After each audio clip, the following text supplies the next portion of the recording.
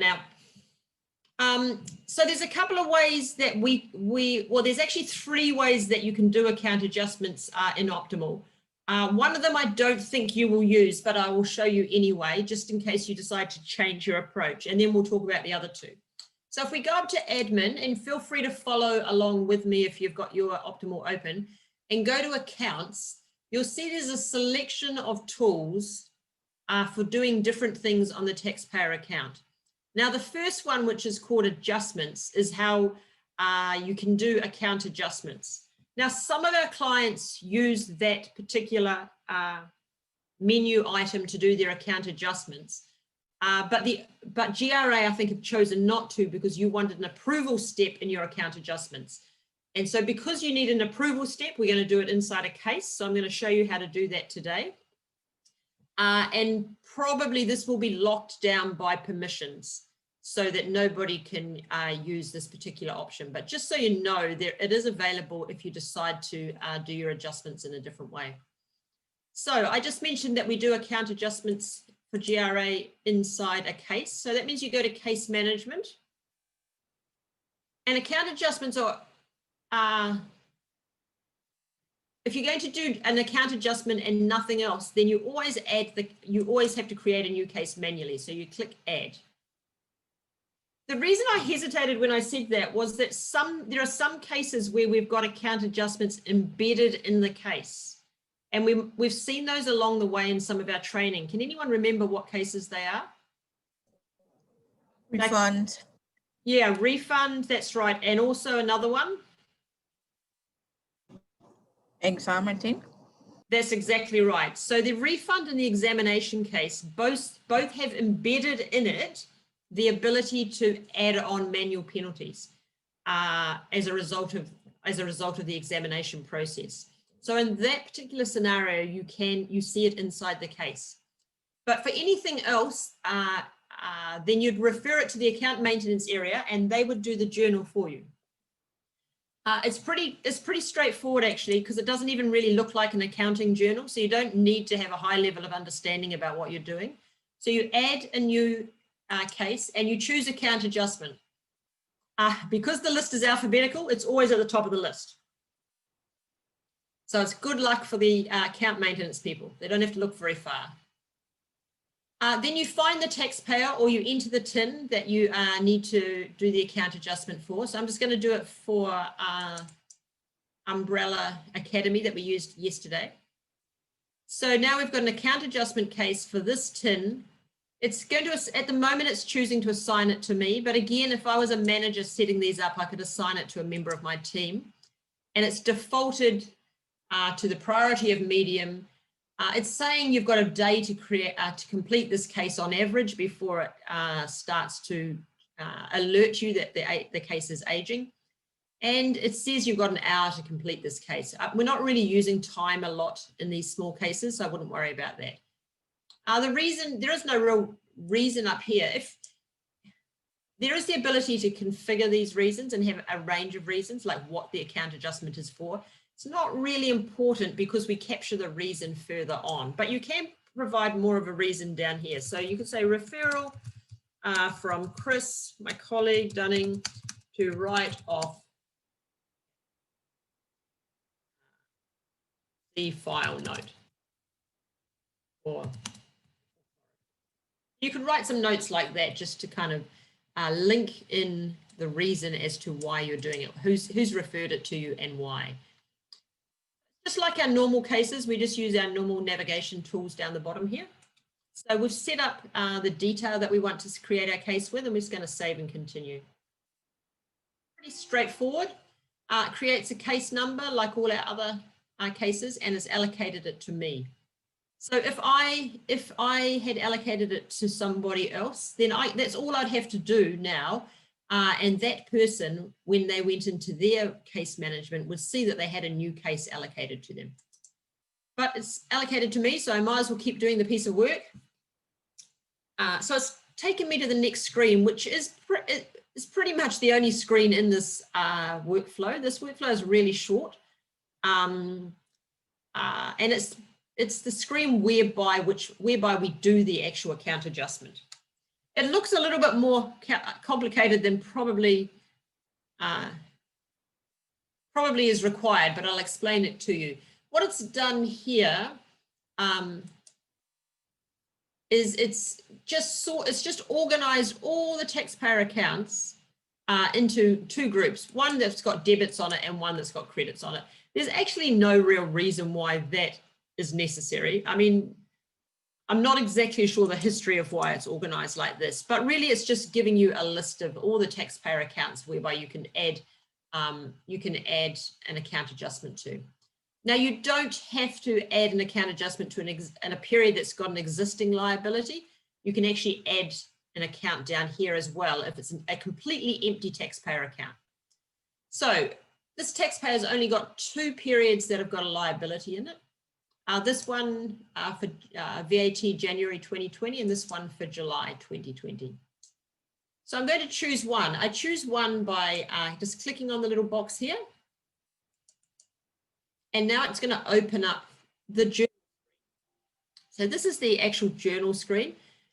By selecting a reason, I'm actually telling RMS exactly what the journal is. So you don't have to think of any of the journal components as to where it has to post to, because behind the scenes, mapped behind every reason here is the correct mapping to the general ledger. So you don't really need to worry about that at all.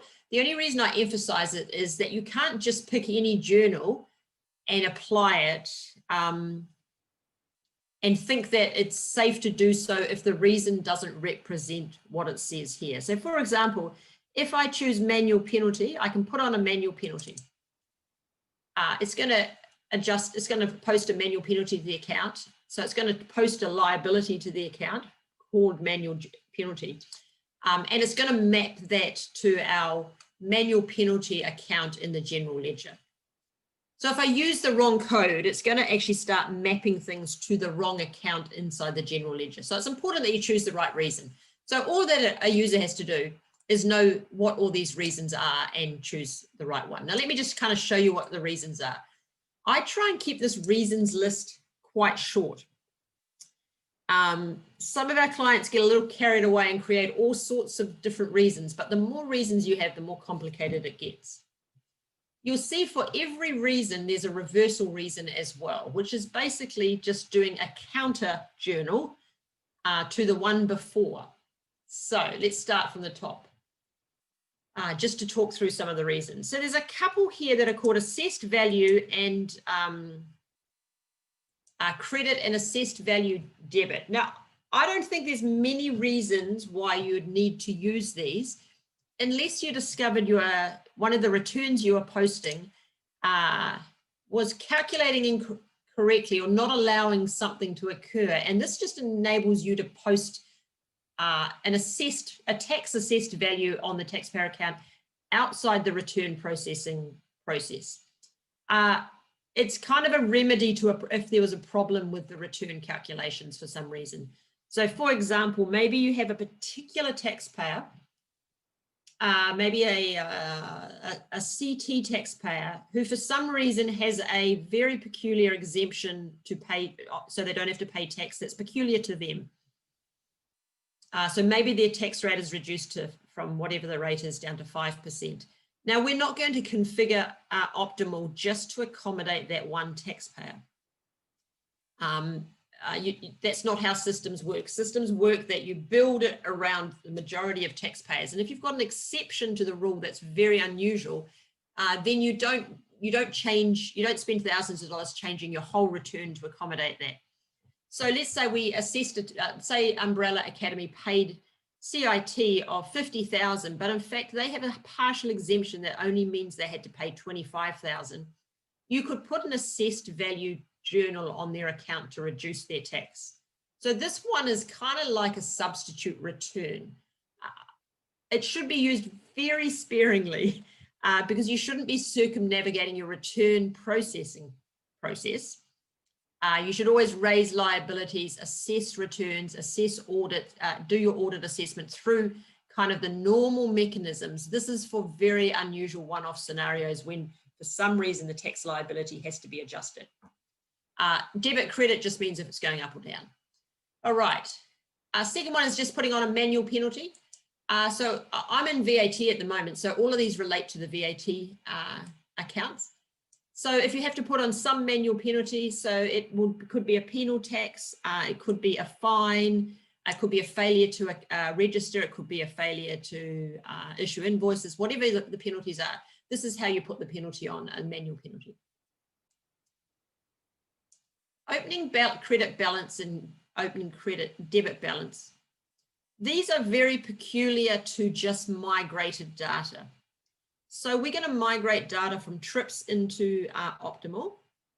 That means we're going to get a whole lot of account details, including account balances that we bring into Optimal. Over time, we might discover that, you might discover that some of those are wrong. Taxpayer might come in and say that 50,000 that you said we owed from 2015 that you bought into your accounting system is wrong. And they may object to something and you agree and you have to reduce that migrated balance. That facilitates the reduction or increase of those migrated balances. So it's really just a adjusting mechanism for migrated information. All right, just moving through a few more. So this collection here is remission of penalties and interest. So we have a range of them: interest, late filing penalty, late payment penalty, and manual penalty. So anytime one of those has been imposed on a taxpayer account, and the commissioner has exercised their discretion to remit it, reduce the taxpayer's liability for that penalty, then in fact you use the appropriate one of these to remit it. If you've got it wrong, then you reverse that journal back out again and try again. So this is not for automated reversals. This is for manual discretionary reversals. Reversal of refund, I referenced that one before. So RMS will automatically post a taxpayer account. There'll be a posting to the taxpayer account if a refund has been issued to a taxpayer. So that gets posted immediately. The RMS generates, or Optimal generates, the payment instruction. So that might be a check in this instance, but eventually it might also be like a direct debit to a taxpayer account. If any of those bounce back or don't get cashed or don't get cleared, those checks come back, or they age to such a level that they no longer can be presented, then they get reversed by way of a manual journal here. And again, the reversal is just if you got it wrong and you need to do it again. And then the last selection down here are just a selection of write-offs. So again, if someone's exercised their discretion to write off tax or penalties, then you write it off using a journal. So they're all the journals we've got at the moment. They can be added to as you discover other requirements. But as I mentioned before, it's really critical that the account mapping is done correctly. And so even though there is actually a screen to enable you to add new ones, we would suggest in most instances you talk to us about it. We have had clients in the past who've added all sorts of crazy things into the space, and it's corrupted taxpayer accounts all over the place. So it's really quite important that it's the impact of a journal is understood. So let's say we're going to put a manual penalty on. That's an easy one. Where's the manual penalty? There we are. This is the account. You don't really need to worry about that, but it's posting the liability, the accrued revenue, to our VAT manual penalty account. This value here limit, each officer or each particular role can be limited by the amount of the value of the journal they can impose. And I'll show you how we can adjust that at the moment. This particular user that I'm logged in as at the moment has no limit to their role. So I can put on as big a penalty as I want. Really, because the account maintenance people aren't making the decisions, they're just executing the journal. I think all of these should be set to unlimited because the decision around most of these journals doesn't sit in account maintenance. It sits in other areas of the organization. It might sit in the VAT team, or it might sit in the refund team, or it might sit in the debt team. And so the authorization process has to sit in those teams. So I don't think there's much value necessarily in you having limits, but I'll show you where that is anyway. It's a debit, so it's going to put a debit on the taxpayer's account, and the general ledger description that goes with it is manual penalty. So these are all populated, and it's just useful for the officer to review them, make sure it makes sense, it's what they want. All right, so the period, remember yes, go for it. Yeah. And the general description is basically we get a chance to type whatever we want. So in case we want to be as clear as manual penalty section X or section Y. Yeah, so this is the stored generic value, generic description. And that's generic. And well, yes, but you see down here in this box here, you can be quite specific about it. If we can, I think we can create any description here. But if you're wanting to have a whole lot of specific different descriptions, for different penalty, different legislation regimes, section 5 for failure to register, section 6 failure. If you want that to pre-populate, then you'd have to have a penalty for each of those set up so that it had the description. Alternatively, you can write just down here. So V8 failure to register, section 45. You can put the specific description in there.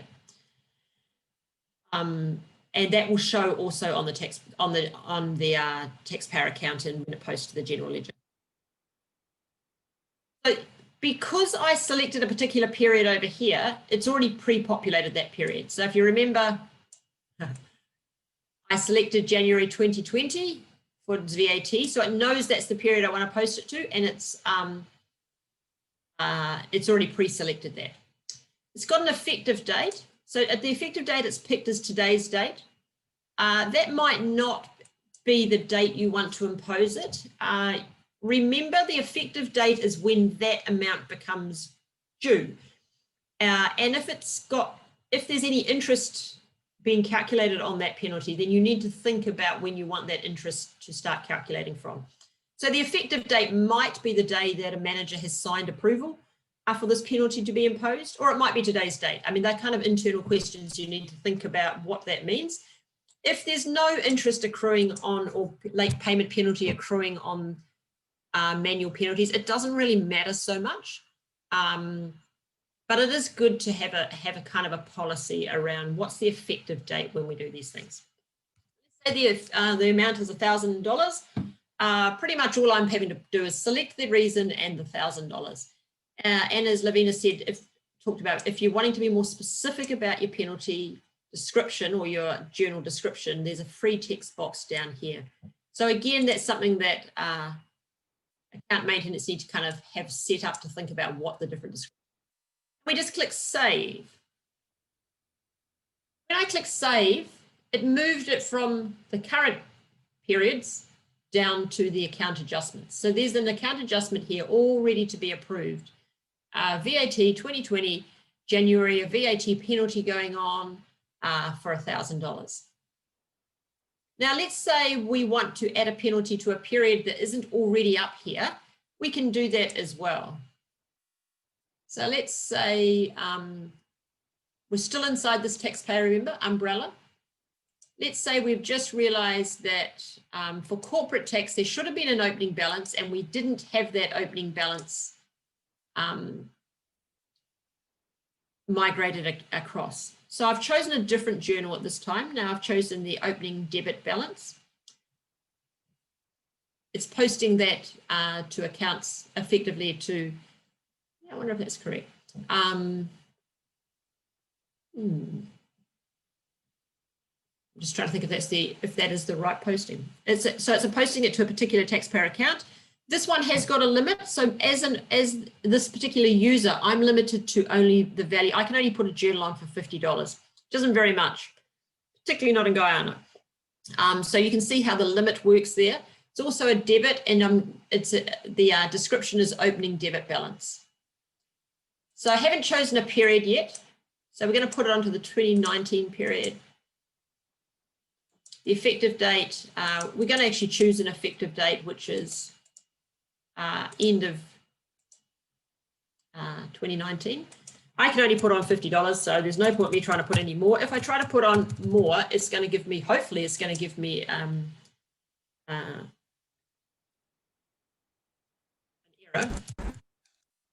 And I just want a little bit more description. So if I save now, you can see it's going to give me an error. It's limiting me as an administrator with my admin functionality to only $50. I mean, that's not particularly useful in terms of having it that low, but if you do need to limit people's ability to put on journals. $50. So now we've got 2 journals here ready to go for this tax, one for the penalty and one for an opening balance. And I can do as many as I want. So if I'm having to write off many periods, I can do multiple ones.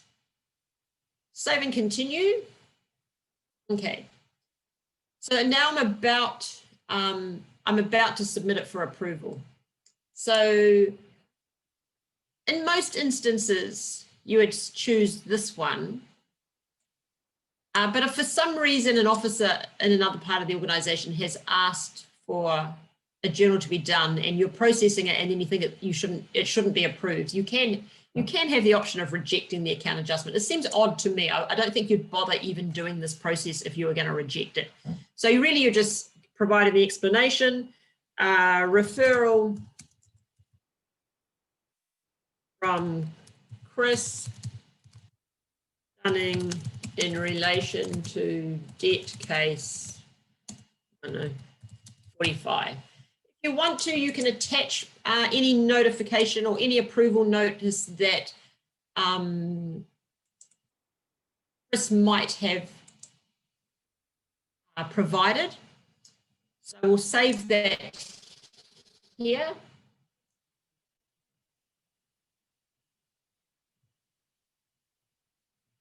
So we can now have a look at any letter that, or any internal memo or any authorization that came from the commissioner or the manager to support that process.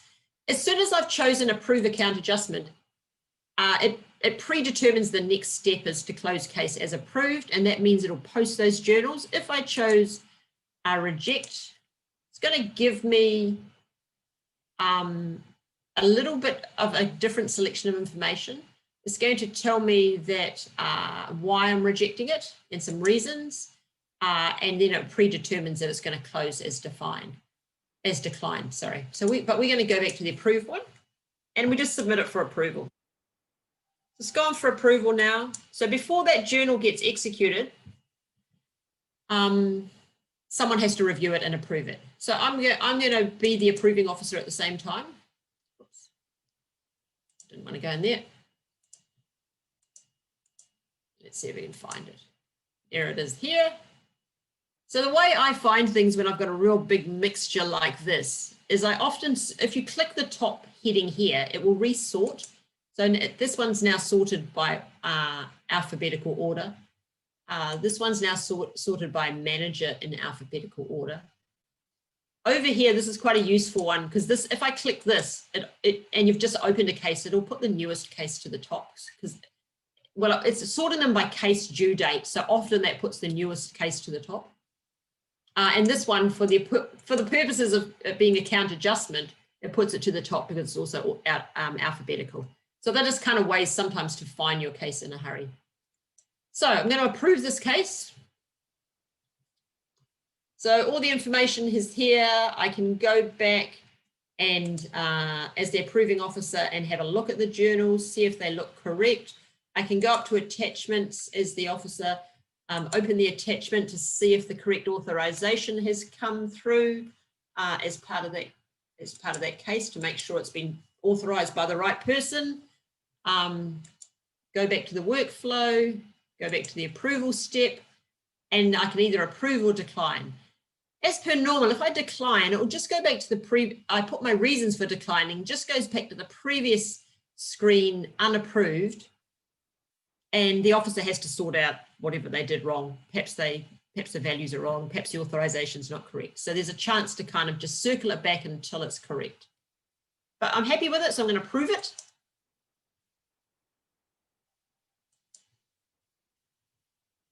I got to find my case again. It's no longer in the waiting approvals, so it's back in here. So as an officer, I can see it's approved. I didn't write any comments in, but I could have written some comments in as the approver down here. And then when I click save and continue, it just closes the case.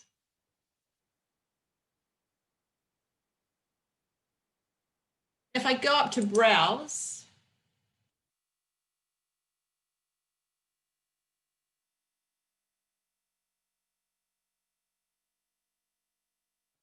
we should see those journals have been executed against the taxpayer's account. So there's a couple of places we'll go and look at things inside browse once we've done something like that as an account adjustment officer. The first thing is we should be able to see a history of the case.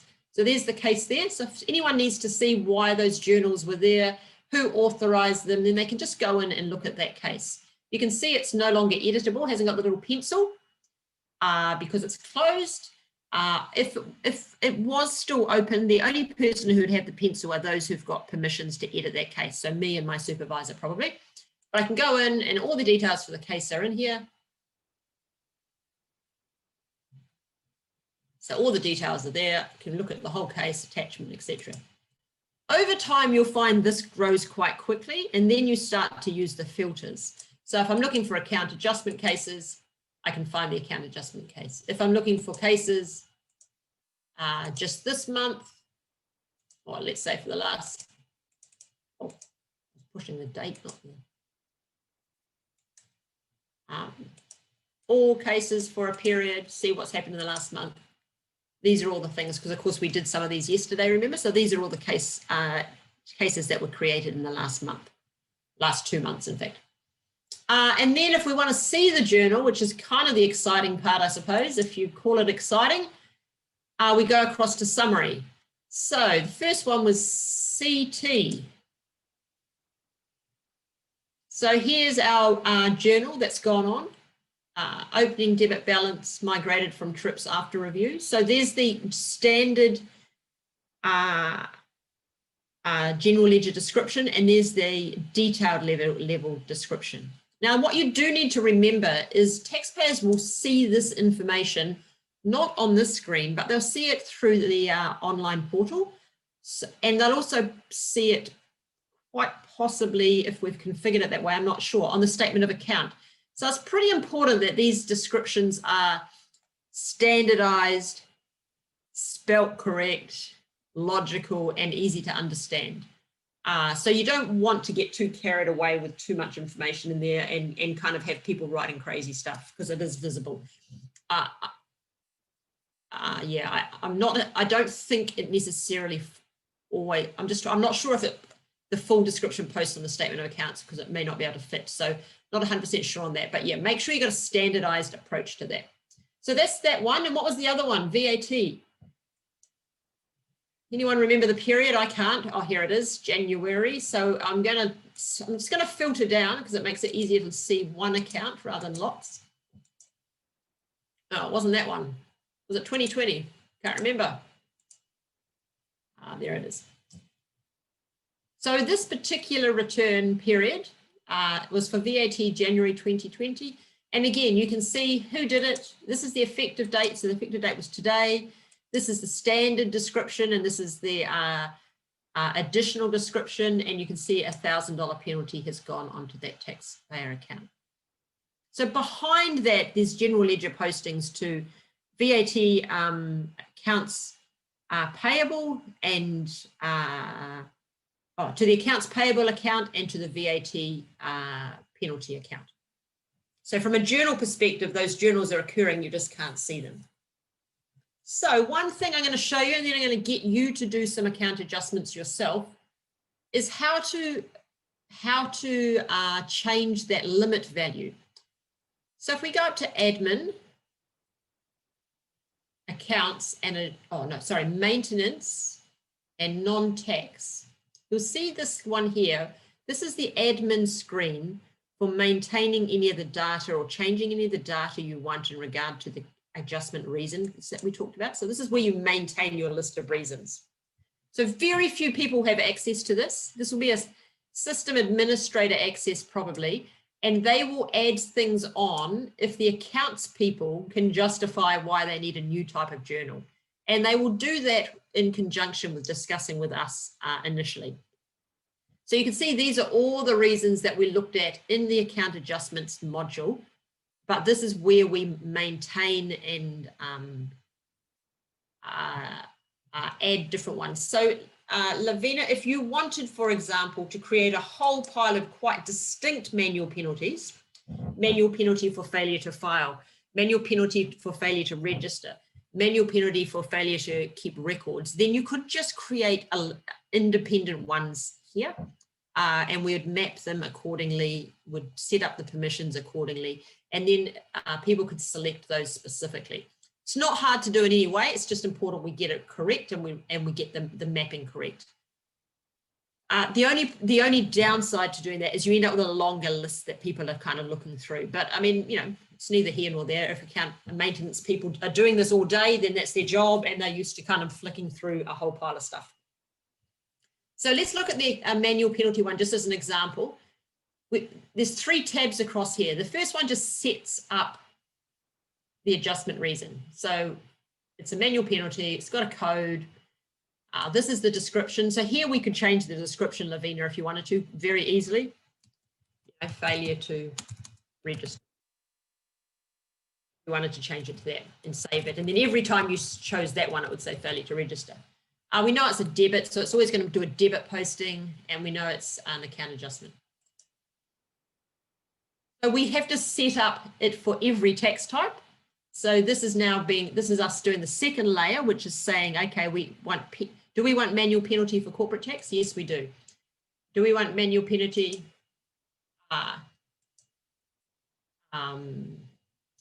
for individual tax? Yes, we do. So there's a kind of a whole pile of mapping that's going on.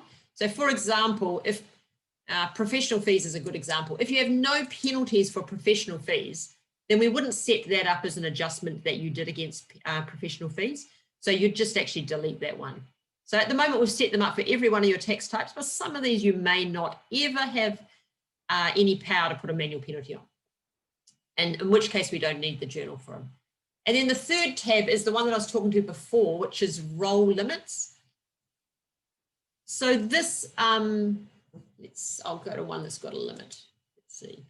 So this is all the roles that have access to do account adjustments, and for this specific account adjustment. So you can actually limit the roles that have access to specific account adjustments. And this is the limit of the value of that account adjustment. So you can see for opening debit balance, these 4 groups can do account adjustments. Only the revenue accounting and supervisor role can have unlimited. The super admin and administrator are limited to only $50. We go down to another one. I think they're all set up the same. If you want to change it to unlimited, you just tick unlimited and save it. So Tandika, if your team is managing all the account adjustments, one of the first things you'll kind of want to do is make sure you've set up some limits or removed limits, depending on what you want to do in that space. So if anyone is kind of doing an account adjustment and they get an error that says you're limited by a value, and in fact you think they shouldn't be limited, then in fact this is kind of the place that you come and resolve that. Does that make sense?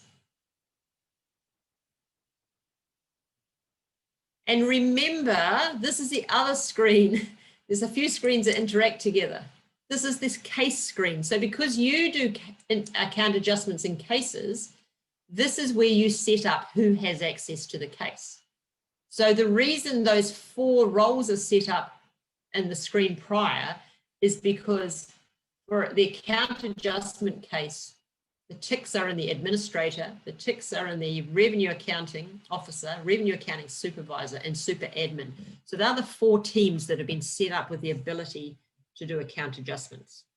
If I all of a sudden set a registration officer could do account adjustments as well.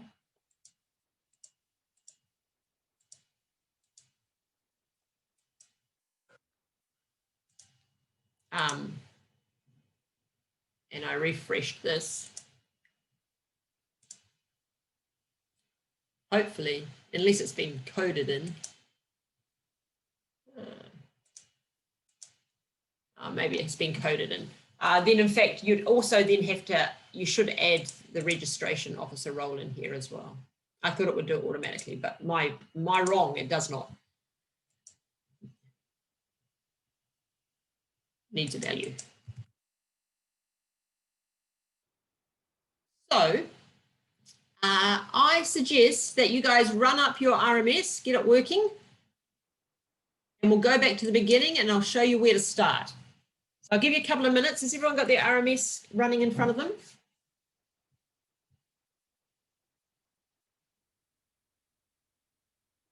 The first thing to do is go and find a taxpayer that you want to do an account adjustment for. Probably know some taxpayers you've registered or on your system you've got some saved. So go and find the taxpayer that you want to do an account adjustment for. Think of the scenario. So I'm going to find account adjustment. I'm going to do an account adjustment for this taxpayer.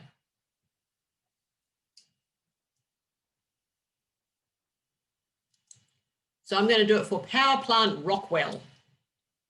Take a note of the tin that you're going to do it for. Have a look and look at their summary. Have a look at their taxpayer account and think about what sort of journal you might want to do. Remember, it's about reversals, write-offs, changing account balances, refunds. So I've got one here. This looks like one that Chris has been playing with for CPT annual 2020. So I'm going to assume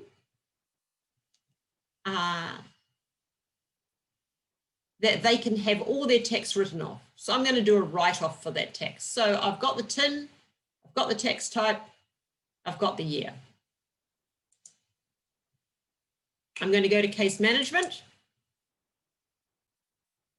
I'm going to add an account adjustment so you guys can follow on as well. Choose account adjustment. You'll notice, of course, that the one that I looked at, the taxpayer I browsed is at the top of my tin list, so that's useful. I'm going to write some notes here.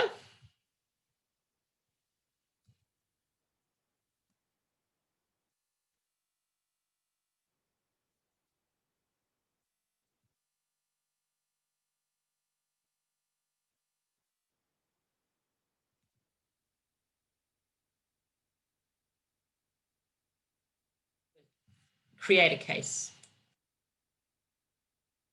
How's everyone going with their cases?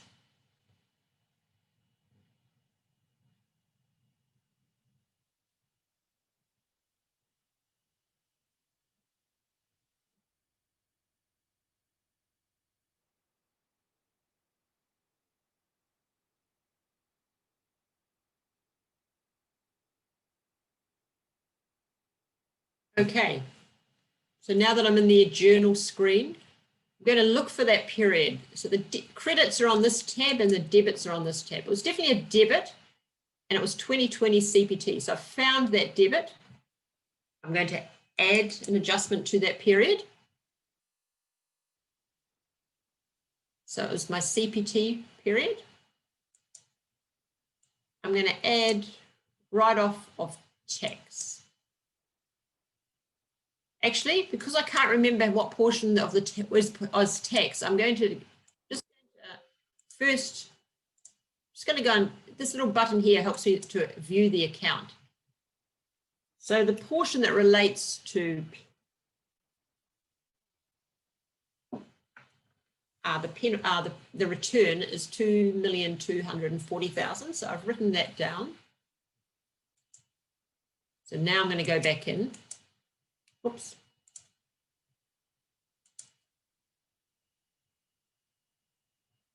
So I want to write off the penalties and interest separately because that's going to make my taxpayer accounting more accurate. So the amount I'm going to write off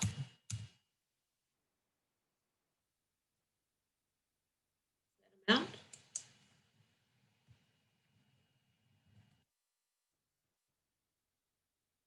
I'm going to put the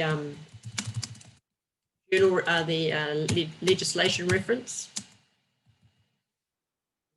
Make it up. Chris tells me my screen is frozen. How's everyone else going with my screen?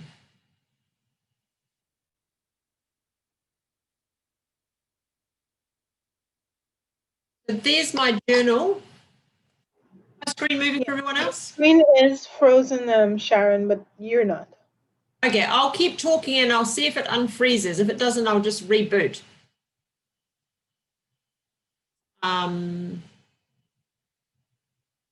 you what, I'll just reboot my RMS and see if it's going to work.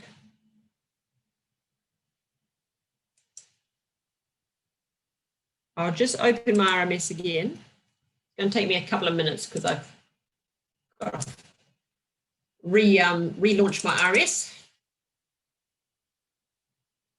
Internet, eh? It's pretty good when it works.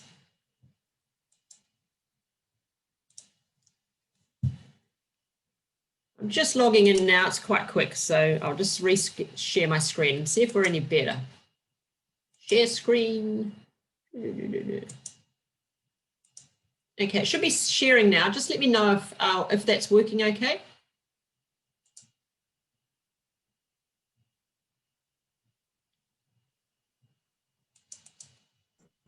It's okay so far. Great. So I'm just going back into the account adjustment screen.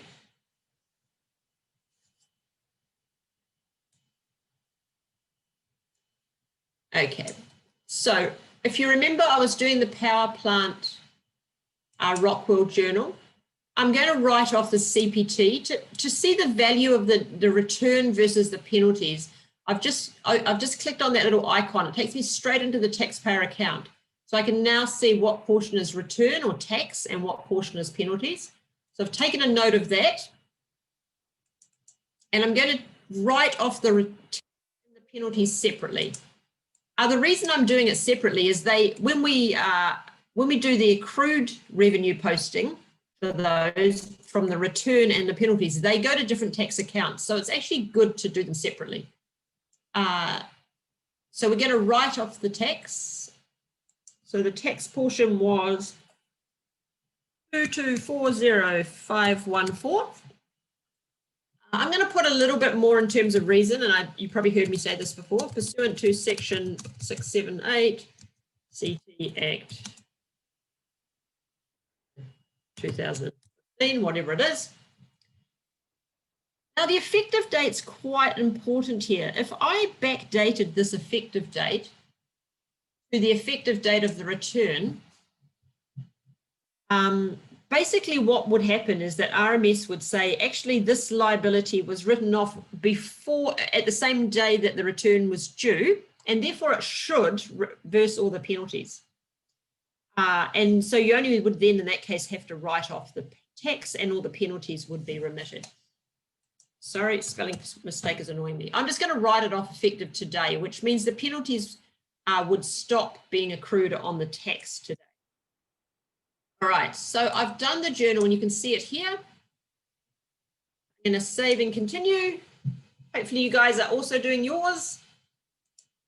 Approve. Write some notes to my boss to approve it. Hopefully they can read that. Now I'm going to be the boss to approve it.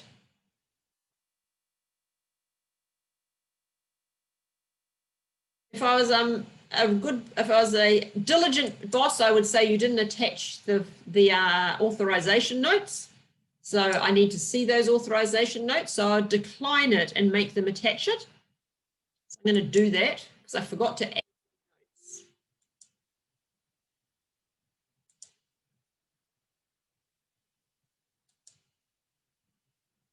Who was my taxpayer? Okay, so it's come back rejected, you see, and because I forgot to add the authorization. So I'm going to add the notes for authorization.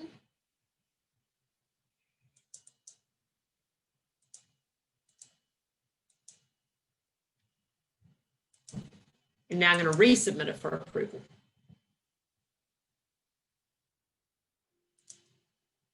Okay, this time it's all there. Oh, waiting for approval.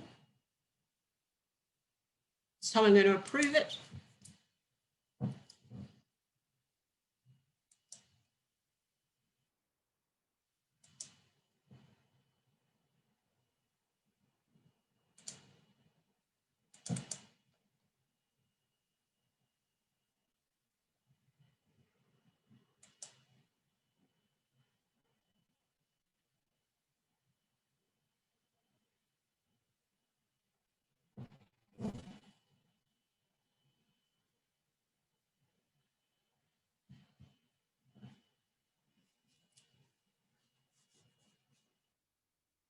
And the case is closed. So last step for me is just to go back, have a look at the taxpayer account.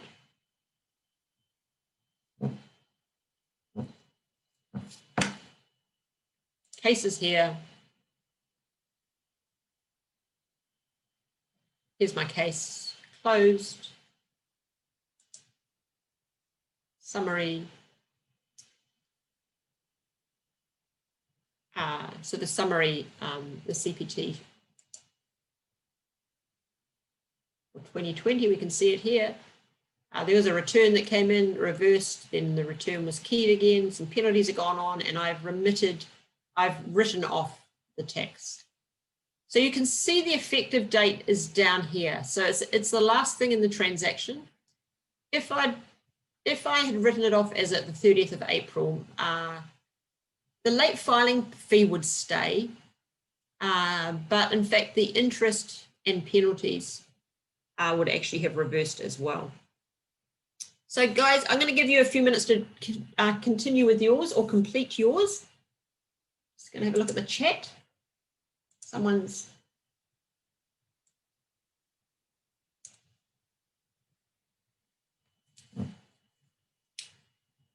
So everyone have a go with creating a journal and then an account adjustment. And if you've got any questions, just yell them out or write them on the chat.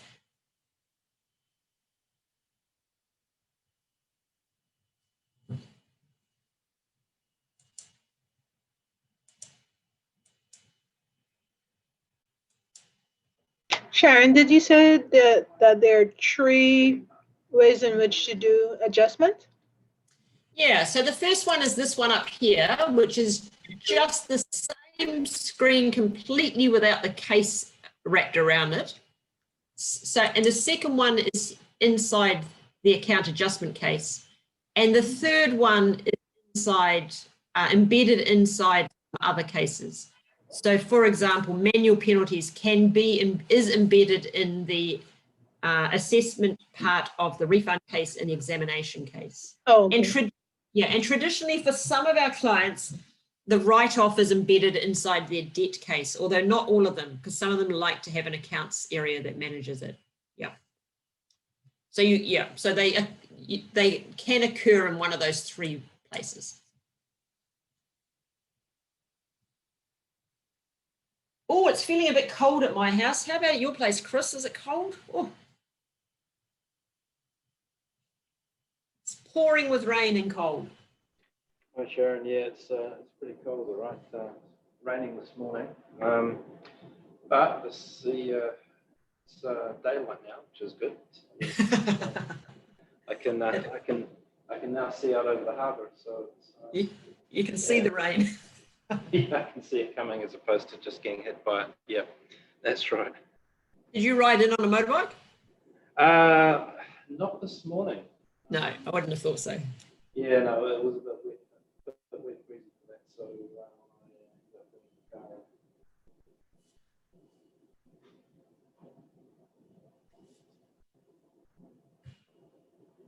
Well done, Natasha. So Natasha's done an account adjustment. Excellent.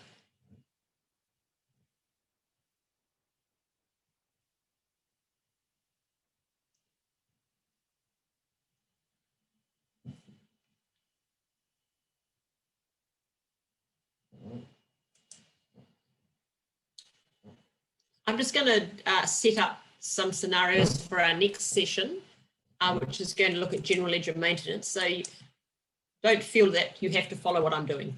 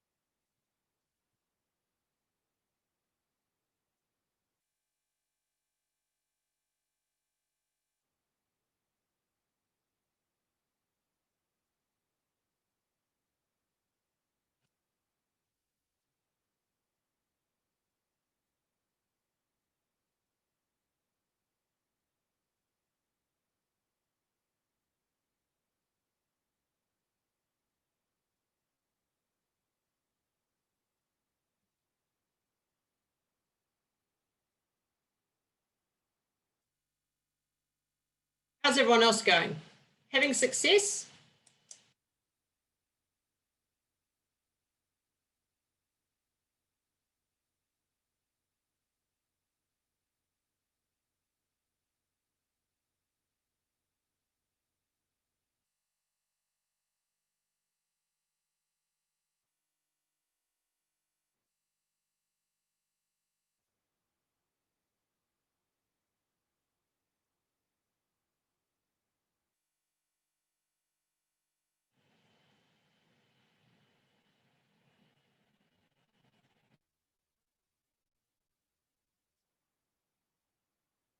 So Tandika's done one. Well done, Tandika. You will probably do many more in your life. Summer has had success. Great. So that's pretty straightforward how to do it, isn't it? It's nothing too complicated. The most complicated thing is sometimes thinking about those effective dates and thinking about how reversing a liability as of a specific date will interact with penalties or interest, or could interact with penalties and interest, depending on how they're calculated. I'll give you a couple more minutes. Mahadevi's done one, so we've got 1, 2, 3, 4 completed. Well done. And do a couple, you know, if you've successfully done one, do a couple just to kind of cement the thinking in your head.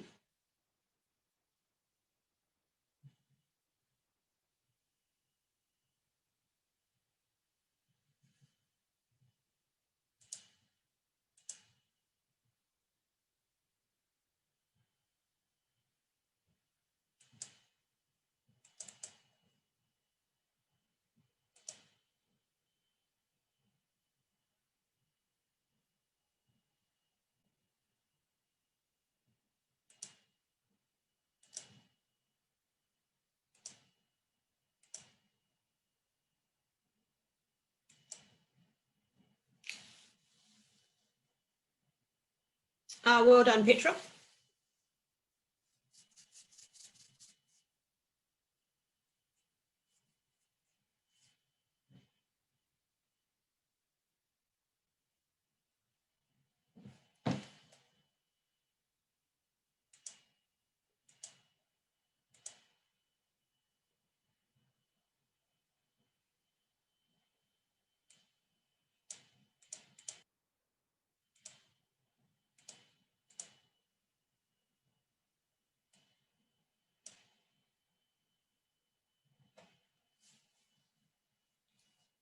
What I want to do is just quickly show you the report for those of you, particularly you, Tandika, who might be managing this area, but really for anyone who wants to see a history of account adjustments that's been done, to just check that people aren't doing things that they shouldn't be, or if things have been done correctly. So inside reports, we do have a report called Account Adjustment Journals, Rev 002. Same protocol as processes, you know, any other report.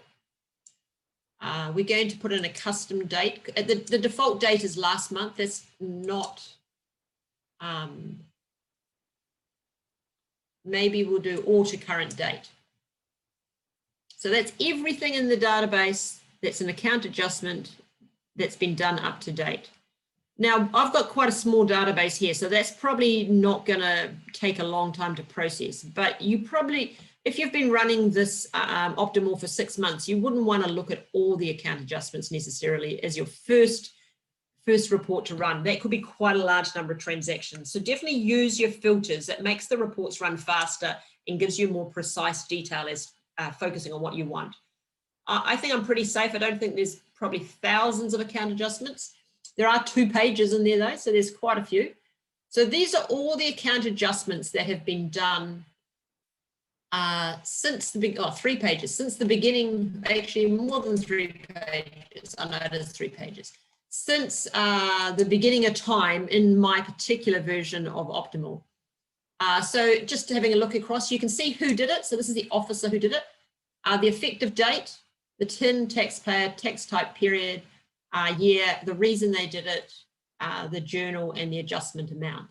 So you might, for example, want to look at a particular, looking at a particular officer. So you might want to look at my work. Just not sure which one of me it is. Tricky, tricky, tricky. There's lots of me in here.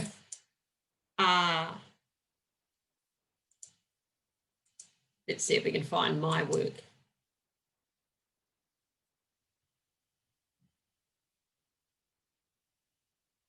Okay, found the right one. So these are all the journals I've done. So I might be a really new staff member. And people who don't do account adjustments inside a case use this report quite a bit as a way to ensure quality, because approval steps are not the only way to ensure quality and accuracy. You can randomly check people's work as well. So I've done 5 journals over the last week. My supervisor just wants to check to see if they are appropriate and look correct.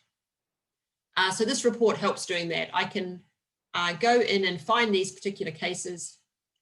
You'll see that it doesn't have a case number on it. That's because it's working on the assumption, it does have a case number over here, sorry, but it's working on the assumption that not all clients of ours do account adjustments inside a case. But here's the case number. So I could just go and look at each of these cases, make sure the information to authorize is attached, make sure the journal looks correct, and be confident that I am doing an accurate job. So it's quite a good little report just in terms of an internal control report and a quality report. And the journal number now, Sharon, that is automatically generated when you do adjust.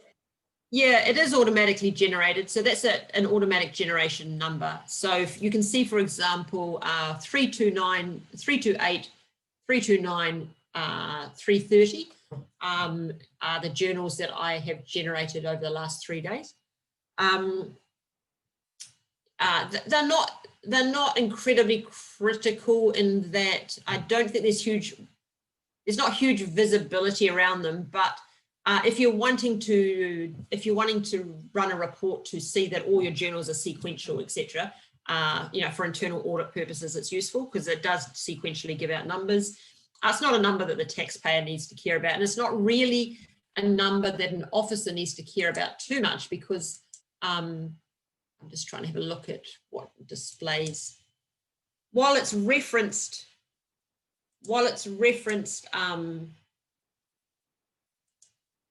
inside RMS, so I'm just trying to get rid of a few screens so I can run something.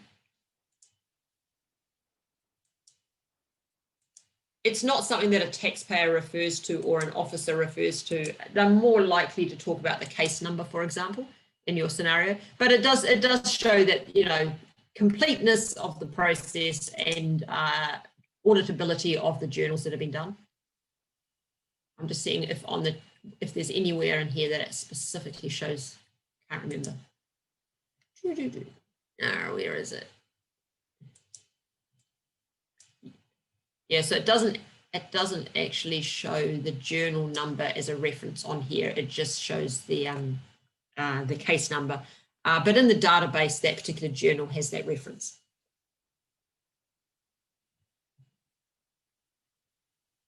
But kind of journal numbers are something that internal auditors are probably quite interested in and is useful for doing reconciliations of those sort of reports against taxpayer accounts.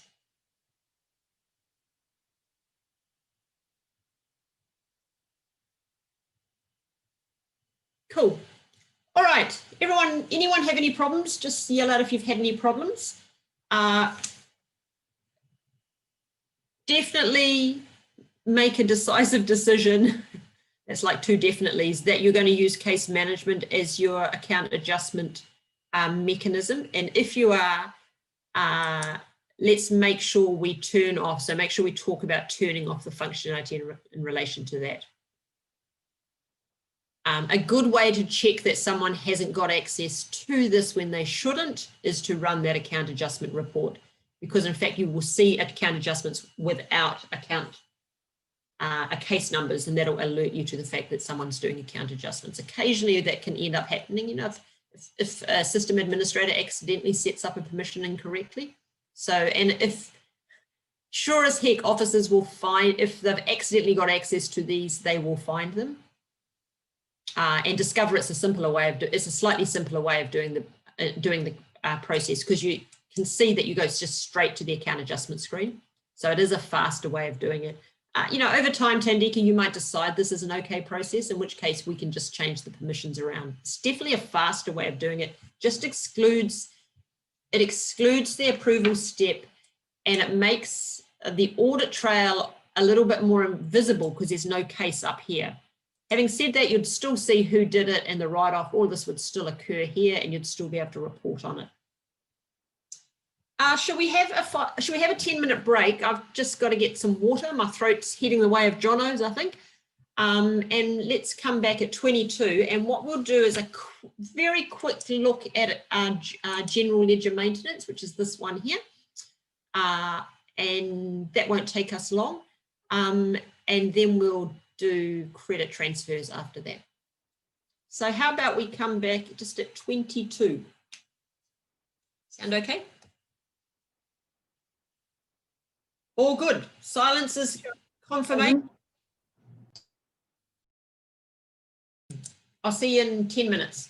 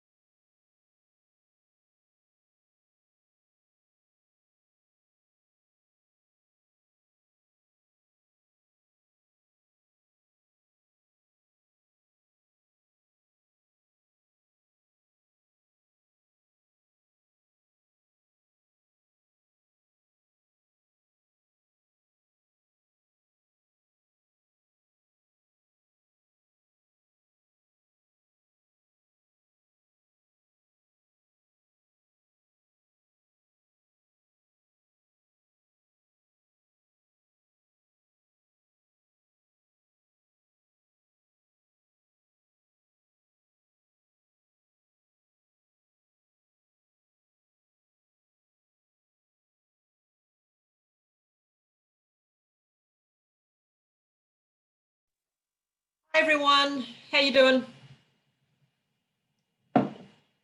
So any questions in regard to account adjustment? I'll give you a couple of minutes. If you've got any questions, fire them away.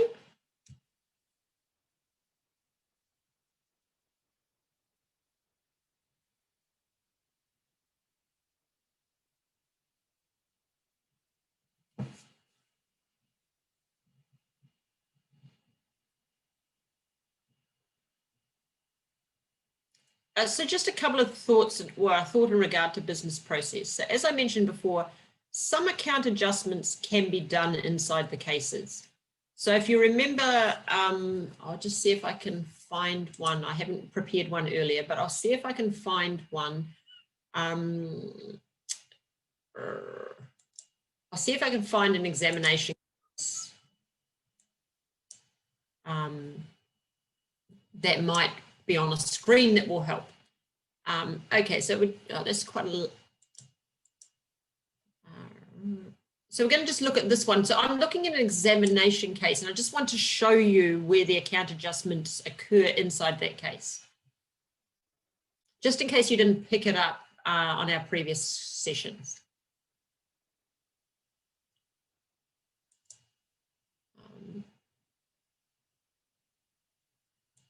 So I'm midway inside an account adjustment case, an examination case at the moment. So this one here, this screen here, where it says discrepancies, and this screen here where it says adjustments, both have the impact of putting an account adjustment on the taxpayer account. This one here is used for analyzing the discrepancy, if you remember. So we've got a discrepancy, or the examination case has resulted in 100,000 additional tax. If you want to put on a percentage-based penalty, you can use this screen. So in this particular scenario, a 10% penalty is being imposed on this additional tax. So this is in addition to late filing and normal late filing and late payment and late interest, a late penalty interest. This is like a penal tax or a shortfall tax. So if we went to this taxpayer account after the closure of this case, we would see a journal for this 10% penalty amount. If you don't want to put any penalty on, that's fine. You just put 0 in here, or you leave it blank, and it still is going to analyze, provide analytics on what the discrepancy was. But it's just it's got a twofold purpose, this particular screen, analyzing the discrepancy and putting on a percentage-based penalty as if it was a journal. This one down here is exactly the same as the account adjustment screen. Sorry, I'm past an approval step in this case, so I can't demonstrate it. But this is for putting on any other sort of adjustment that's not a percentage-based penalty. So you might want to put on a flat fee penalty, failure to account, failure to register, failure to keep records, those sort of things. Or there may be some other reason you want to remit a penalty or do one of the other account adjustment reasons. In that case, it's done in here as part of the examination case. And it's subject to approval alongside any adjustments to the taxpayer account. So when a supervisor is approving an examination case, they're looking at the additional tax assessed and making sure that's correct, as well as looking at the analysis of the discrepancy and any penalties that have gone on there, and any account adjustments. So this is an example of where we've embedded account adjustment inside the normal workflow. And we do the same thing with debt write-off as well. So debt, we don't have the debt case yet. That doesn't come until phase 2. And that normally has the write-off embedded in it as well.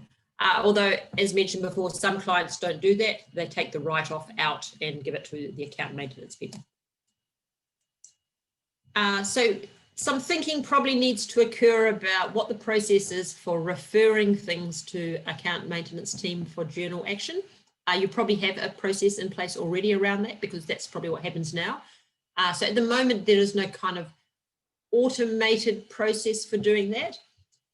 If you wanted to, if an account adjustment is originating in another area of the organization and has to go to account maintenance, you could always create an inquiry case to direct it. So that is one way of using the inquiry for an internal referral. So for example, I could send this the subject could be, we could add a subject for account adjustment. We don't have one there at the moment. We could call that account adjustment. Please, execute adjustments for this taxpayer authorization.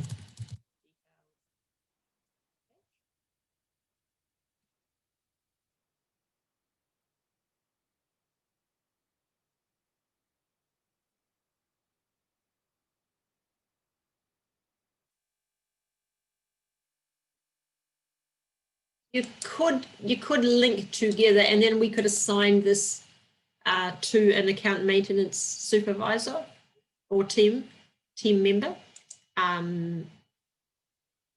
Actually tell them that there's an account maintenance piece of work that needs doing. They could then read that, close it off, read that, complete an account adjustment case and close it off.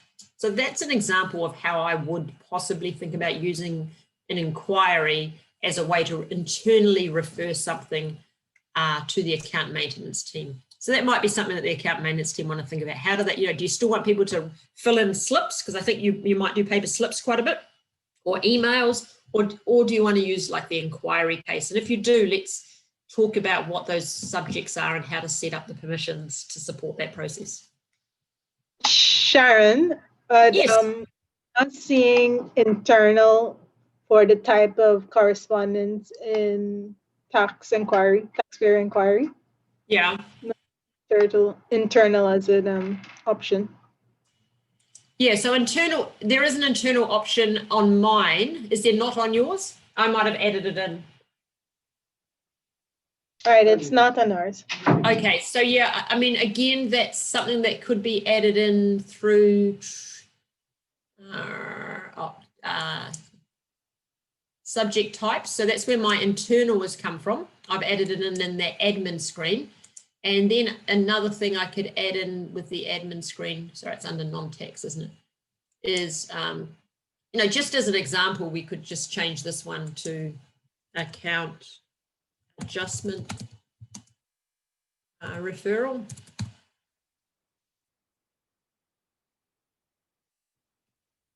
Now, one thing I would say at the moment is yesterday, just while I'm doing this, yesterday I noticed that when we're adding things on inside the account adjustment case, even if they were internal things, the taxpayer, if they had a web account, could still see those. So we just need to iron that out a little bit and make sure that's not happening, because the last thing you necessarily want is the taxpayer doesn't need to see all the mechanisms and movements inside your organization that don't relate to them. There's certain things that are external facing and certain things that aren't. So I've got an internal, and I've got hopefully an account adjustment referral now. And I could send it, well, I could probably change this as well. I'll just show you how quickly you can actually configure these. I mean, I still let's have a look. Encourage you not to do too much of this without talking to us, because there may be implications. So it's something particularly for Go Live that we think about. I'm just not sure. I might have to log off. Oops. When you log off, it cuts your screen share. I'm just going to log on to update those changes and just show you that, I can quite quickly configure that inquiry case to accommodate that scenario. Just let me reshare.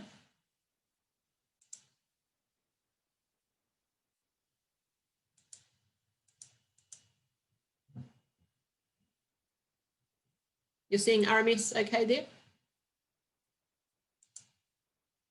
Is it sharing yet? It's not, doesn't look like it's completely sharing. Share.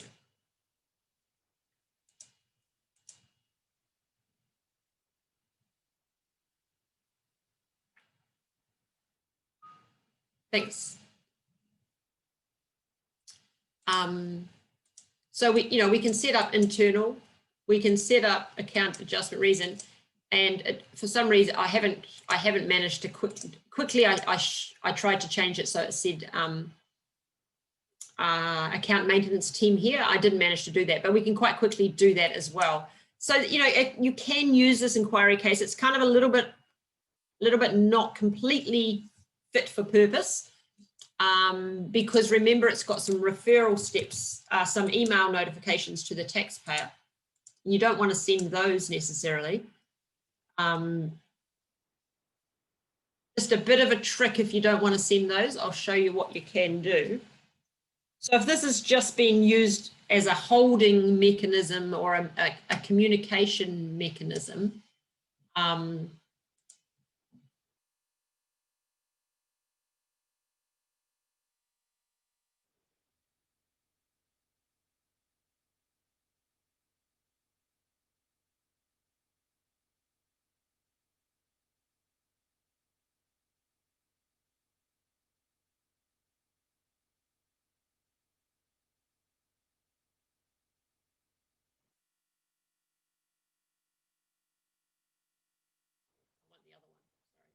this one.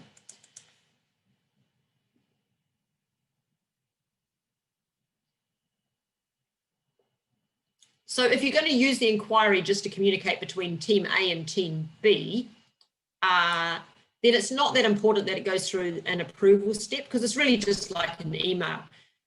The account adjustment case is the approval step. So you don't want to be sending an email here. At the moment, if you click here and add things onto here, for taxpayers, I'm not sure 100% the behavior of RMS.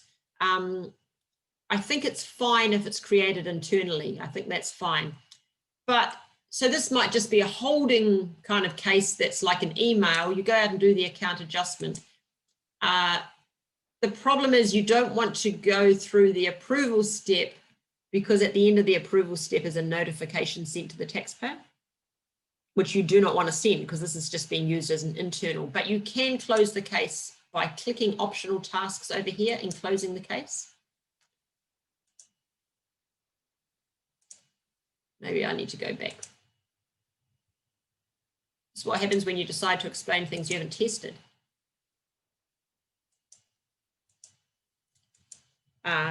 Closed case, action completed under adjustment 23. In that case, we're not really, there's no action being done in this case. So we've just closed it, hasn't gone through the full inquiry, and so we haven't had to send a notification to the taxpayer. So that's kind of a little option.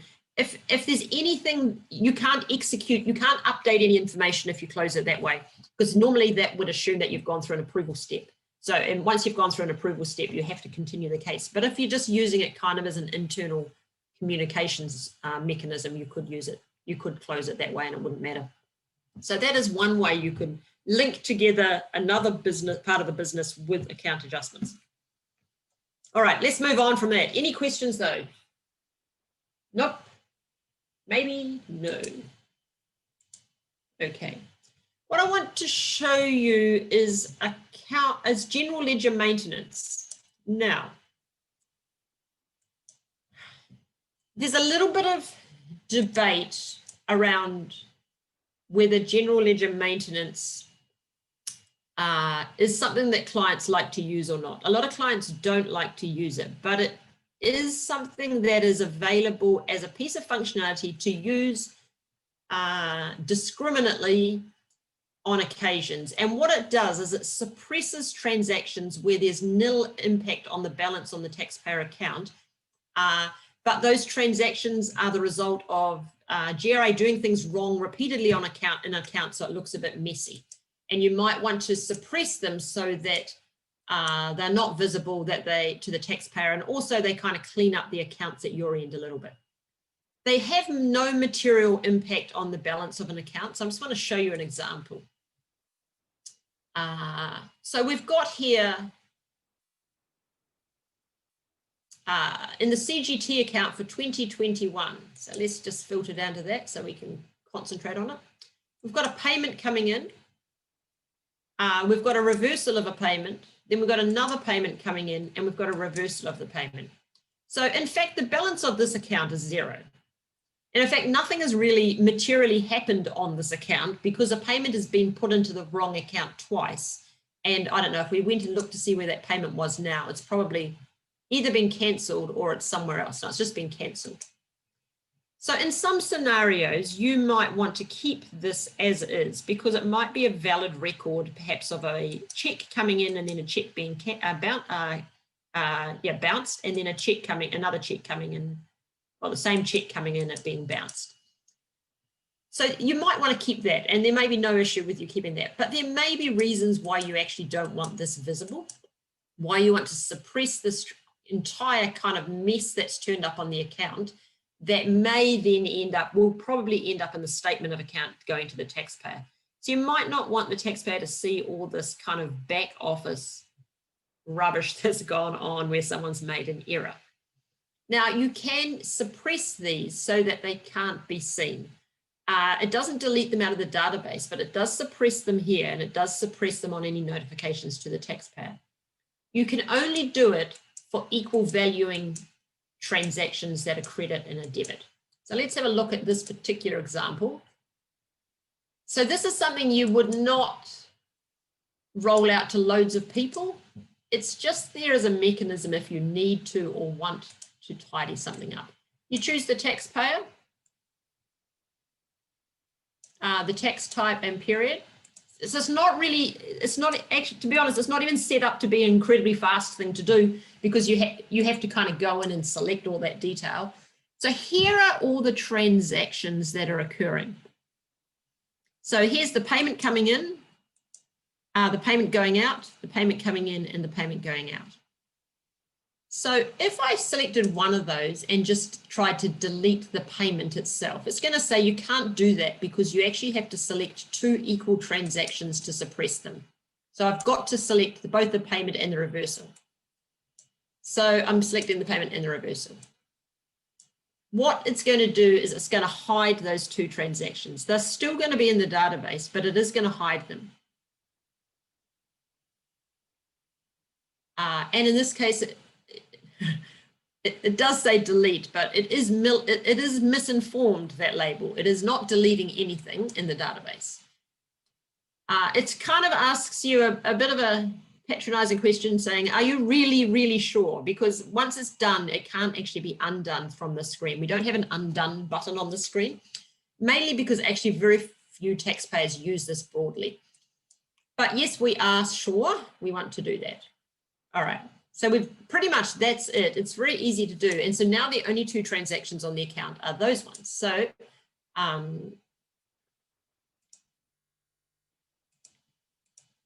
sorry, I'm just got to try and get out of it. And it's just asking me a circular question about whether I wanted to do it again. So you can see now I've just updated that taxpayer account, and the first payment that was reversed has gone. It's been suppressed, so you can't see it. We can do the same with the second one as well. Because it is also 2 equal account postings.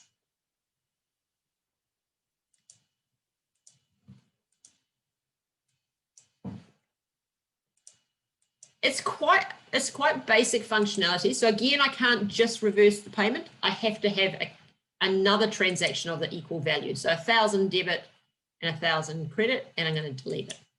Are you really sure? Yes, I'm sure. Okay. So now it's gone. So if you go into that period, so we're on the CGT for power plant Rockwell, well, all, their entire periods, you'll see that there's absolutely nothing there. So if we go to all, we'll see all their other transactions, but the 2021, it's suppressed both those transactions. So we can do the same for this one. So you can see there's a return. Chris has actually keyed this return at some stage. And then he's reversed, and then he's rekeyed it for some reason. So it hasn't gone through an assessment process. For some reason, he's posted it as 0, and then he's posted it again as 224. This is the one I wrote off. So these two transactions here are just unnecessary noise. There's probably no reason that they're here other than that Chris probably posted it before he was ready to, perhaps. So we could do the same thing for that one. We could tidy up that account if we wanted to, by again looking at,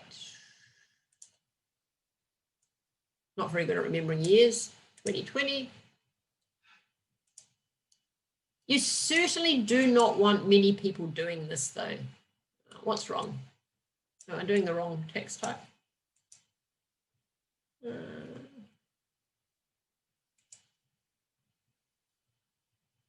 What's it doing? Why isn't it showing it? CPT tax type, Sharon. Oh, thank you. I was waiting for someone to save me. There we are. So as soon as CPT is selected, it all makes sense. So you can see all the same transactions here.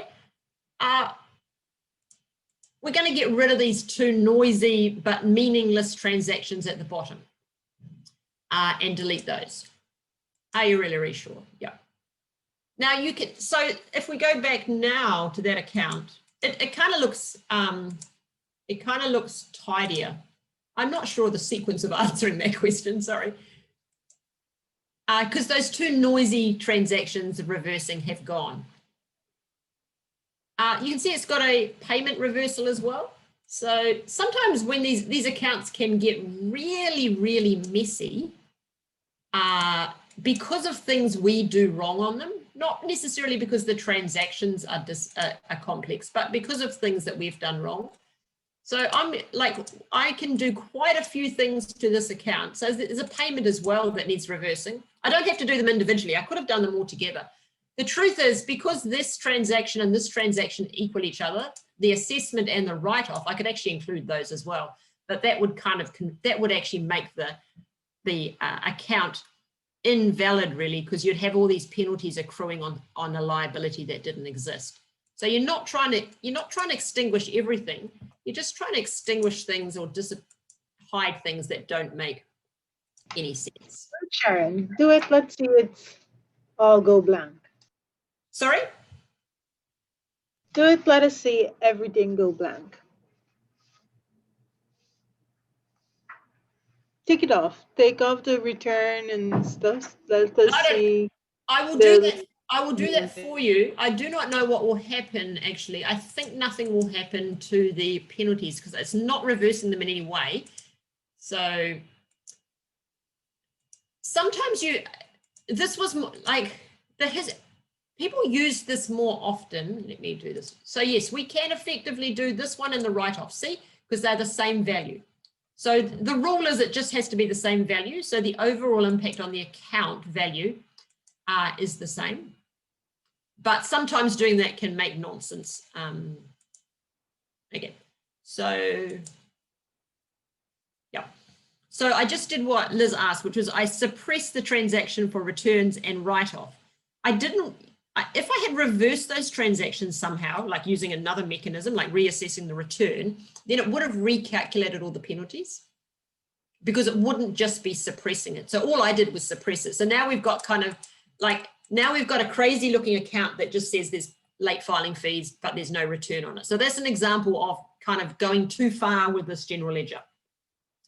But it can be useful if you end up with an account that ends up with lots and lots and lots and lots of nonsense like this on, like if for example, you've got 4 or 5 of these all for the same value because a keying officer didn't know what they did and they just completely screwed up the account. It can be useful just on an ad hoc basis to tidy up accounts, but it is dangerous, as you can see, because this account here is completely invalid now. Of course, the taxpayer still owes the same amount, but we really can't justify how these were calculated because we've hidden the return and they were calculating off the return. It's not a highly used piece of functionality, and so it hasn't had a lot of product development on it. So I mean, it'd be great if it had a undo button, but it actually doesn't have an undo button. So I'm letting you know it's And there. we can use the adjustment to take these out.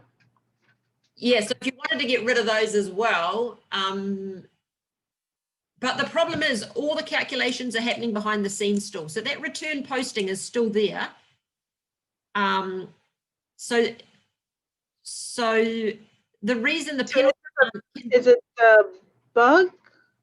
no, Or it's this not. is works and we just have to be mindful of how we're reversing those? Yeah, it's not a bug. You just have to be mindful. It just enables you to suppress things where it's meaningful. So I would be sparingly use it, and it's not like you wouldn't normally reverse a return and a write-off.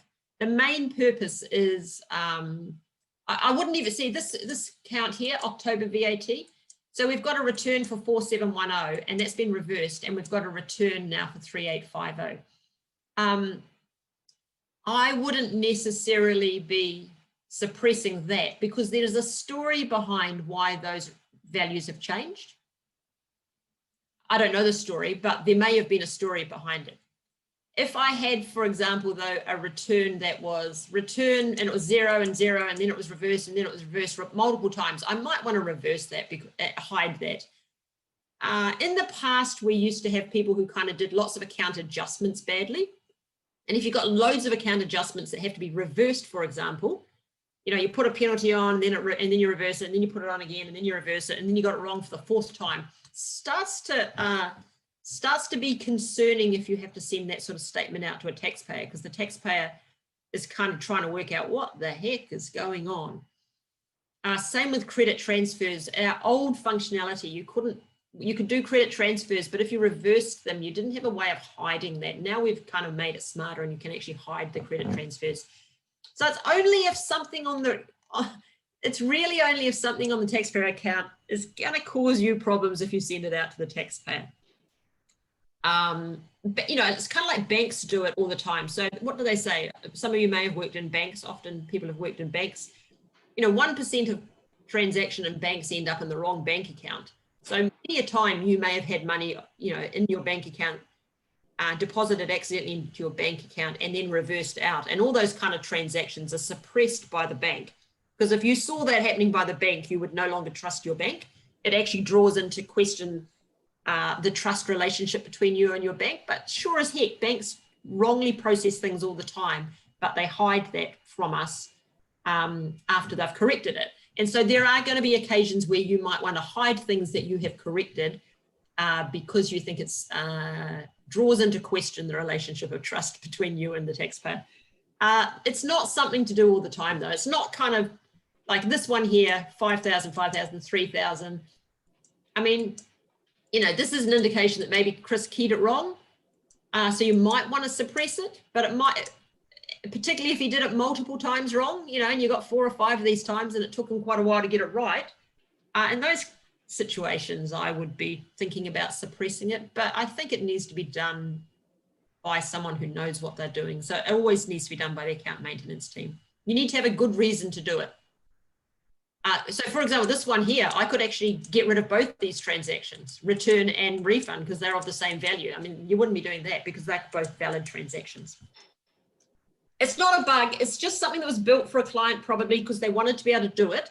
So we built it for that client. It became part of the product, and no one's really asked to refine it in any further way in future. So it's never had any product development since then. You know, occasionally you see bits of functionality in a product that are like that. We've built it for someone specific. We've thought, yeah, might as well keep it in the product. It's of value, but not a priority for us to improve it in any way. So it's called account maintenance, general ledger maintenance. Nothing gets deleted from the general ledger. It's all sitting there. So if in fact you do delete these and then you realize it's screwed up, it's not going to impact your reporting. Reporting will be correct, but it is going to impact kind of the view of your taxpayer accounts. And these are the sort of things that if necessary, you can come to us and we can unhide them from the database, but there is no way for you to do it at your end. So it's not a widely used piece of functionality. That's probably enough said. I don't even think you need to really practice that too much, because I would strongly suggest that you don't train everyone on how to do it or anything like that. Maybe you reference it, maybe you show it, but it's not something that you need everyone to know about. Maybe the supervisors in returns processing, it's useful for them to know, for example, if someone's really screwed up. Yeah. Any questions?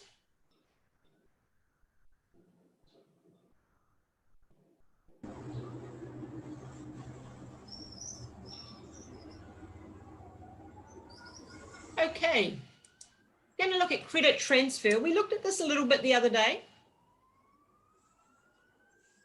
We're slowly moving all our accounts things, which is these things here, into this account management module, which is up here. At the moment, because we're doing a little bit of product development work on some of these things, particularly the account adjustments to improve them. So when they are improved, they get moved over into here, which is why credit transfers is sitting here alone at the moment. We've done quite a lot of work on credit transfer. You're the first client that's getting this new version, and it's really to support your ability to be able to roll credits forward and unroll them, to roll them back quite easily. So Jono did some training on this the other day as part of refunds. Now, to be able to do a credit transfer, you have to have a credit that's available and ready to be transferred. So that requires you to have done a return that's got a credit and have taken it through. The best way to do it is to do a return that doesn't have to go through a refund processing case. Because at the moment we've got a bug where when it's in refund processing, you can't credit transfer it out. So that's causing us problems. So do a return that doesn't have to go through a processing case. So the best way to do that is to do an IIT return and lift your refund threshold up high. If you're lucky like me though, you've got lots of returns already from testers, etc. in your account. So I can find all the credits that are available to be moved around Optimal, either by using these filters or just by the filter button. Oh, needs one filter, sorry, I forgot that. So I'm going to look for VAT credits that are sitting inside Optimal at the moment that are available for transfer. So I've got quite a large number of credits sitting here. So it's telling you who the taxpayer account is, what transaction has caused the credit, how old the credit is, and the value of the credit. So I chose one earlier that I was going to use. Got to find it. We're going to use our friend Power Plant Rockwell. So they've got $12,900 in credit. That's 338 days old. So it's quite old because it's got an old effective date. It's nearly a year old. And I want to have a look at what that credit is. So I can go in by clicking this little view icon and just have credit. So I can see that a return was processed and there's a credit there for $12,900. Now it's for November 2019. So I want to roll that credit forward to the next period. So that's the most simplest kind of transaction that you might want to do in a credit transfer, is just roll them forward to the next period. So the reason might be taxpayer request, or potentially we might need a new reason, just kind of roll forward rules. And we're going to find, if we want to, we can find the period we need to roll it forward to, because we might be trying to clear a debt. Let's just having a look. There's a few transactions on that account now. Or my VPN is a little bit flaky today because of the weather, I think.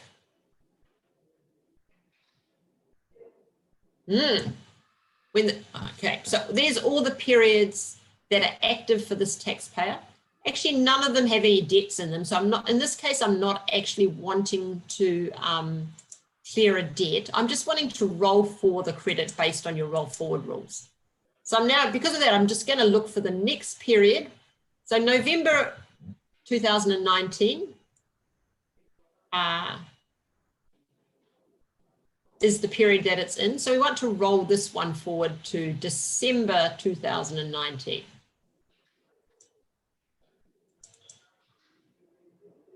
So we select the December. Did I select December? Yes, I did.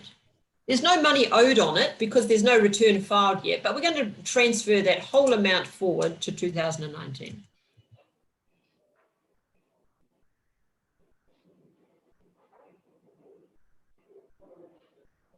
So if you just look at what's happened, so the credit that was available on this day was 12,900. And that's also the same amount that's on the account today. I've transferred the full amount into this new period. So that means when I finish doing that, the leftover credit, the proposed balance of that credit is going to be 0, and the proposed balance of the new period is going to be 12,900. So the 12,900's moved from here to there.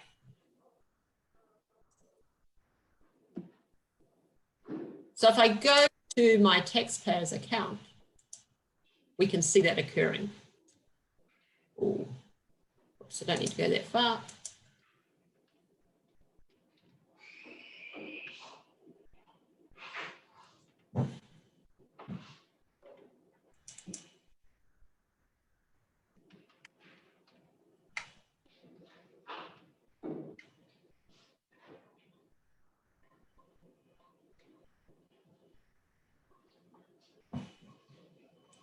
Okay.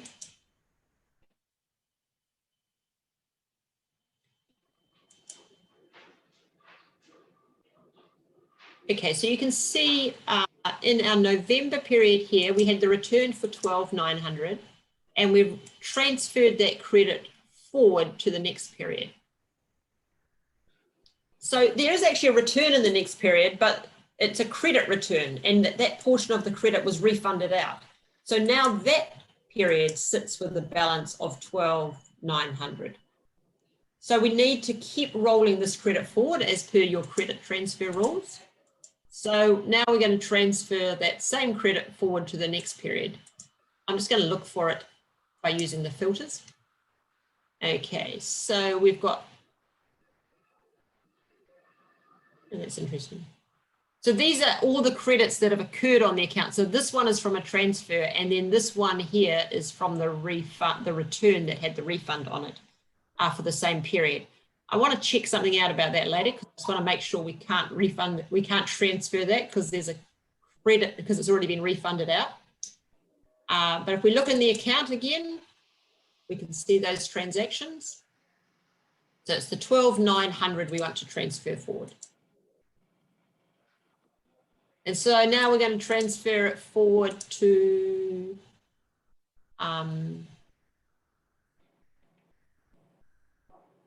the January 2020.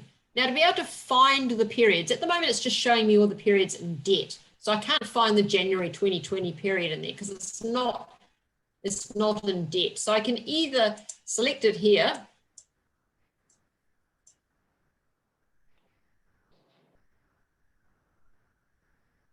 or I need to change it to VAT so that it gives me proper due date. Yeah, January 2020. Okay, it's still saying there's no debt, so I need to change it to not just periods in debt, but also periods that don't have a liability. All right, so I want to transfer this 12,900 into this account. There's nothing owed on it as of that date.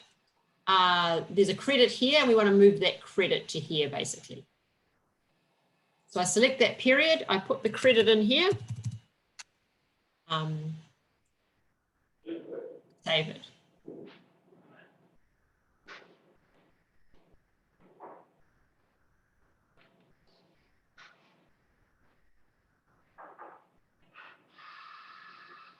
So now if we go back to the taxpayer's account,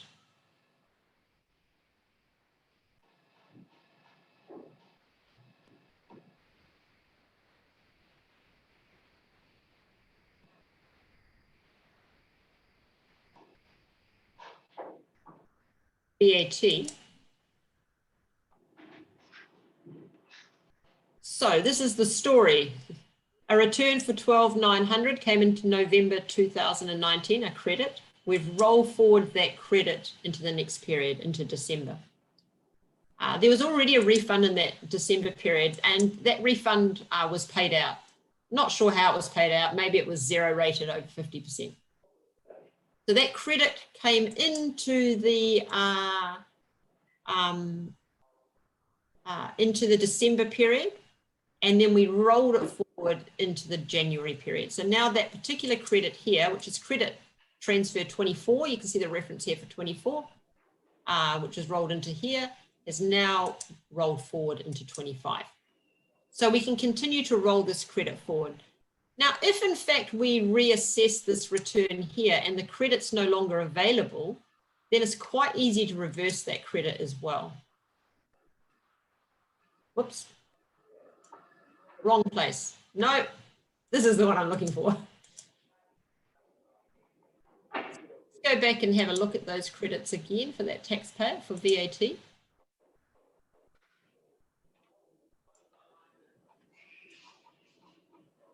Okay, if we want to get a history of those transactions, we look at that taxpayer's history of credit transfer.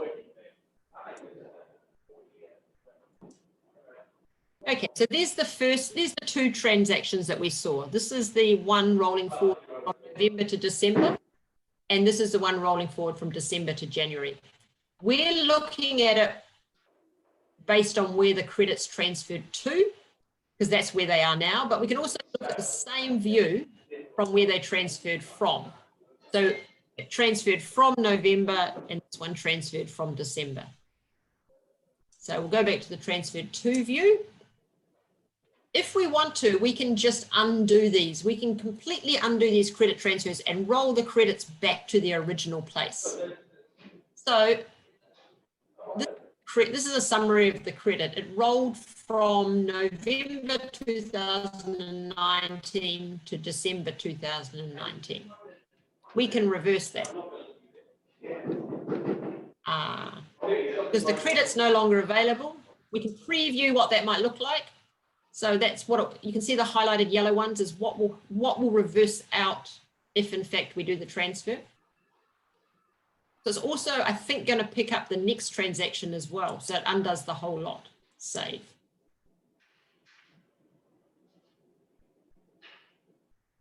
So what it's done is it said everything that relates to that credit has been reversed now. So it's gone and reversed both of the credits. So let's go into that taxpayer's account and have a look again. It's not confusing when you're doing real life scenarios. It's kind of confusing when you're looking at it on screen and trying to explain it. But if you actually create a real scenario, it makes a lot more sense. So the account's starting to get a bit untidy now, but the story is a return came in November 2019, credit transferred that out. And remember, the credit rolled forward 2 periods. Then we might have reassessed this return to nil. I didn't do that reassessment, but let's just say we did. So we want to undo those transfers because there's no credit to transfer anymore. So we've reversed that credit. It's come back from here into here, and we've reversed it from here into here. So we've got the return, the refund, the first credit transfer coming in, and then it rolled forward to here, the reversal of that credit coming in, and the reversal of that one rolling forward. And then this is where the credit came in from the December into January, and then we've reversed it. So you can see a mixture of credits going chung chung, rolling forward 1, 2, and then rolling back 1, 2. So the plan is that in phase 2, we might be looking at how to automate that. But at the moment, we've built it so that it's managed manually so that somebody controls the process of rolling them forward. But what effectively is happening is that each credit has a transaction ID with it. So the credit on this return here knows that it's the same credit that's gone into here and knows that it's the same credit that's gone into here.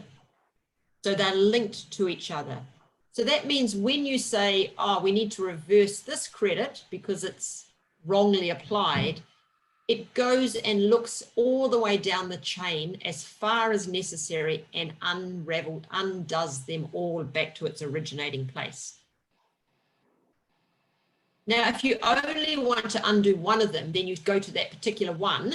So let's say this credit transferred here, some of it was used up and then the balance rolled forward, but then this period got adjusted. So the balance that rolled forward was the only bit that was incorrect.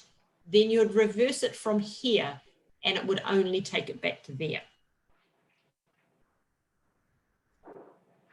So that sounds really complicated unless you're sitting in VAT knowing how credits roll forward, the impacts of not being able to reverse them, etc.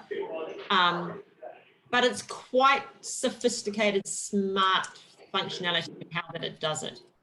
There are a couple of small issues with it at the moment that we need to tidy up. But I suggest we have a go at practicing. If you guys go into your credit transfer screen and select VAT, does it give you a list of transactions or not? I'm just not sure how much data you've got in your system at the moment.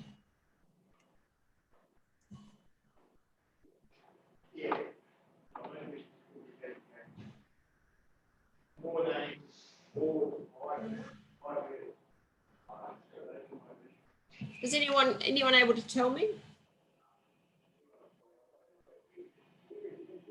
If you go to account manage credits transfer, put in VAT and filter, can you see a list or not?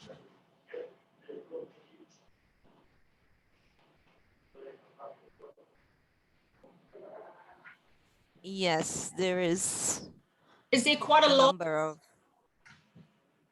in my screen, yes. So everyone should see the same screen. The ones that are locked means they're locked inside a case at the moment and you can't do anything with them easily. The ones that haven't got the padlock, you should be able to do a credit transfer for. The other option is you go to your favorite taxpayer and browse.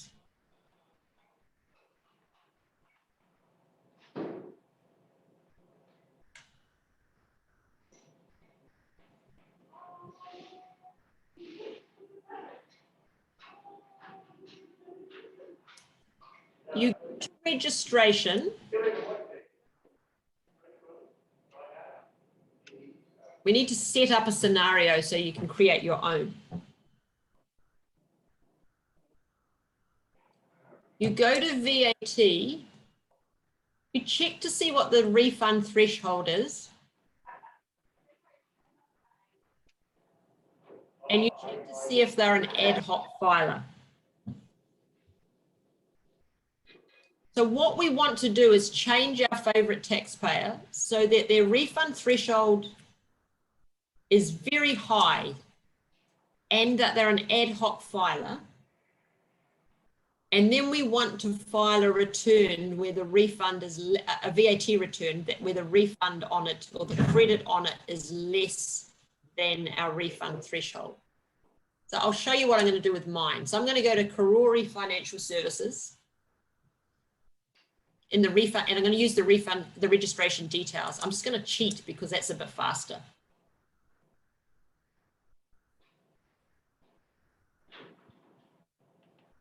I'm going to go to VAT. I'm going to change my threshold to 1 million. I'm going to click, is this an ad hoc filer? Yes. And then I'm going to save that information.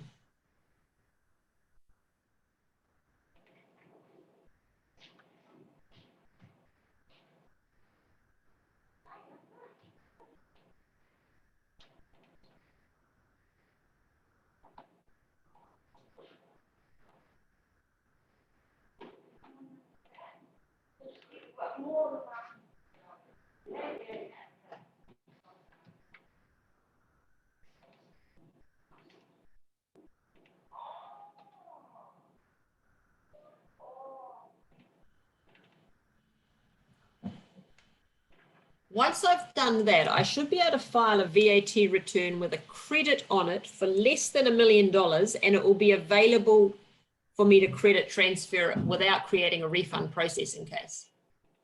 So the other option is you don't need to make it an ad hoc filer, actually. I think any VAT return that's a credit, I think will be fine. So if you file any VAT return that's a credit, as long as then, yeah.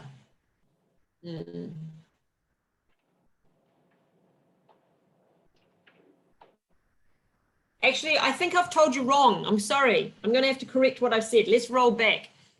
I don't think you need to make them as an ad hoc filer. I think you just need to make them registered and do a credit return.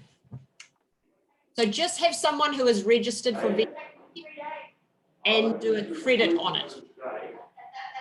Do a credit return. Sorry for confusing you.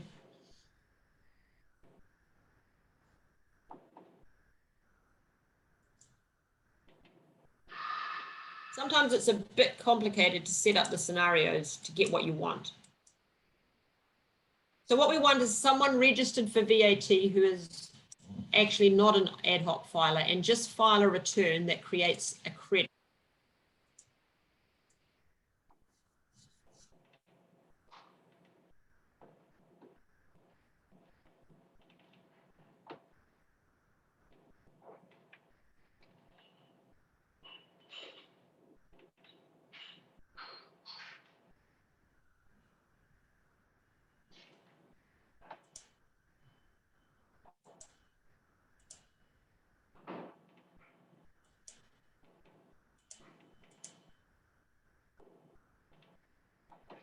So for those of you who are not familiar with VAT returns, I'll show you the fastest way to get a credit on a return.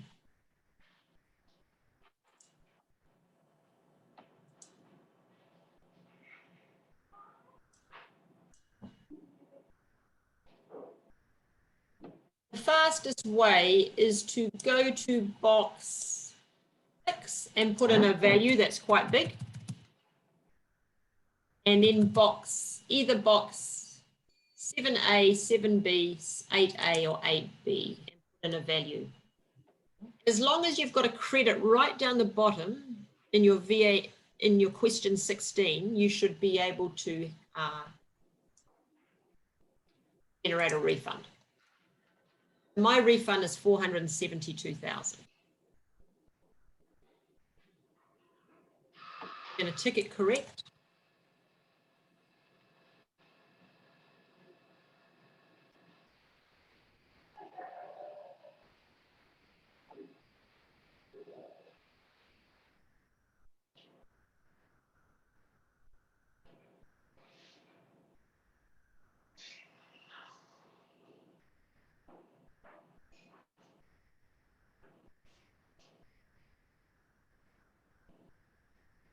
And save that return.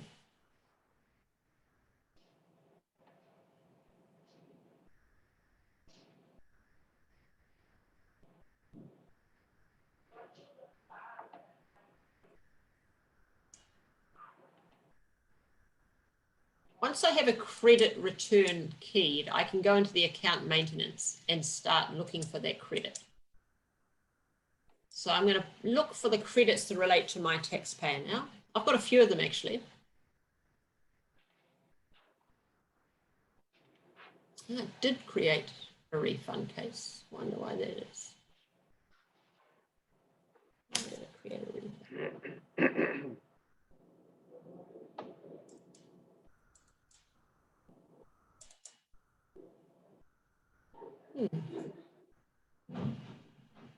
Yeah, it's because you increased the credit, I think, Sharon. You think so? Yeah, because you had the return existed before with the credit and you increased the credit. Okay, so maybe it, yes, so maybe because it's amended, you think? Yes, you're right.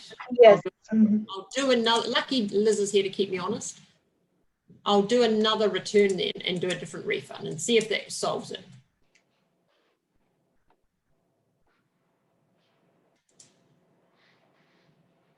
So I'm going to do a credit return. Maybe I'll take it back to 2000.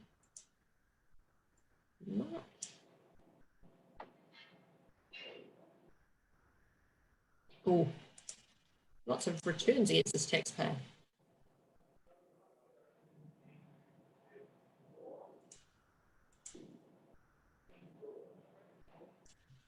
So I'm going to create a credit in my return again.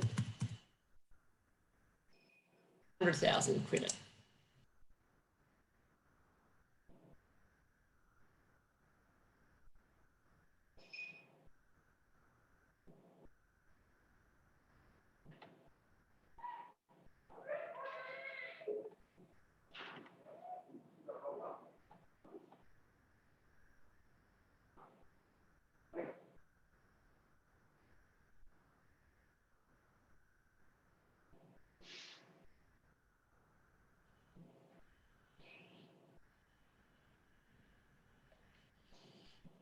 You were 100% right. So I've got a credit on my, so I've gone into the credit maintenance screen and I've just put my taxpayer's name in to see all their credits. 2 of them are locked because they've gone for examination.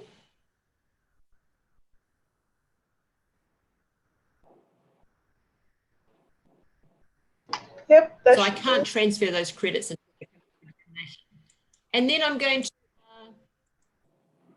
just look at this one and see how I can transfer this forward. So I've got this April credit. I need a read.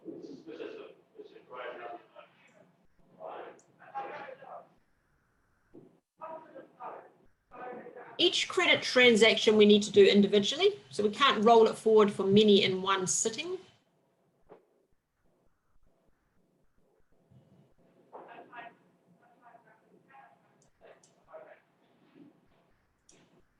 So I want to roll it forward to my May 2000.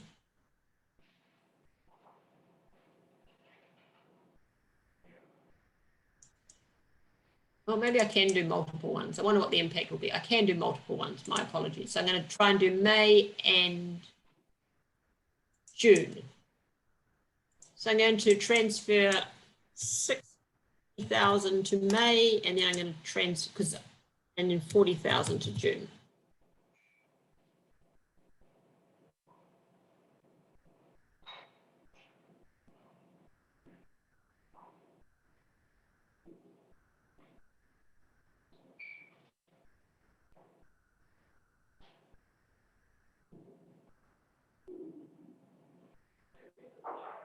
You can see those 2 transfers here. There's my 100,000, 60,000's gone to May.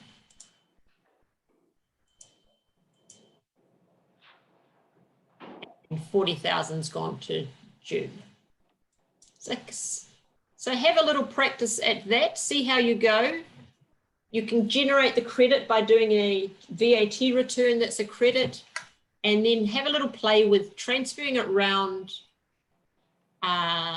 just to future periods, or perhaps transferring it around to clear debts elsewhere. You can actually transfer money between tax types, and you can transfer money between taxpayers. I'm going to now reverse my transactions.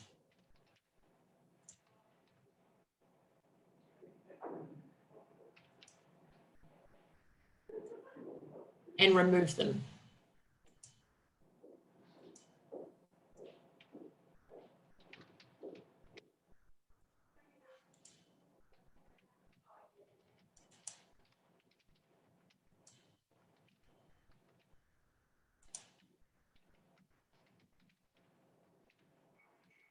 So you can see on the reversal, there's one reason, which is transfer made in error, removed from general ledger. So if where a transfer was legitimately made because it was transferred forward, and then an early return got reassessed, so that the transfer then has to, resulting in the transfer having to be undone.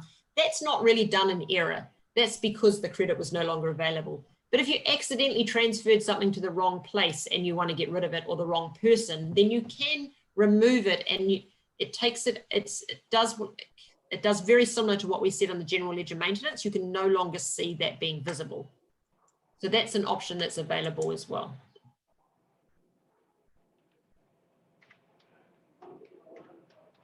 So I've reversed mine and so I've done my credit transfer and then undone my credit transfers. Have a little play with that over the next quarter of an hour. Ask me any questions. I know it's pretty confusing when you first start using it. You become really familiar with it. So it may not be an area that everybody has to train on or everybody knows how it works. So the best approach is to create real life scenarios. Think about a VAT registrant filing their return and their credit rolling forward through 6 periods, sometimes offsetting debits in a following period, sometimes falling into a period that has a credit and then the 2 credits rolling forward. Think of real scenarios and it makes it much clearer.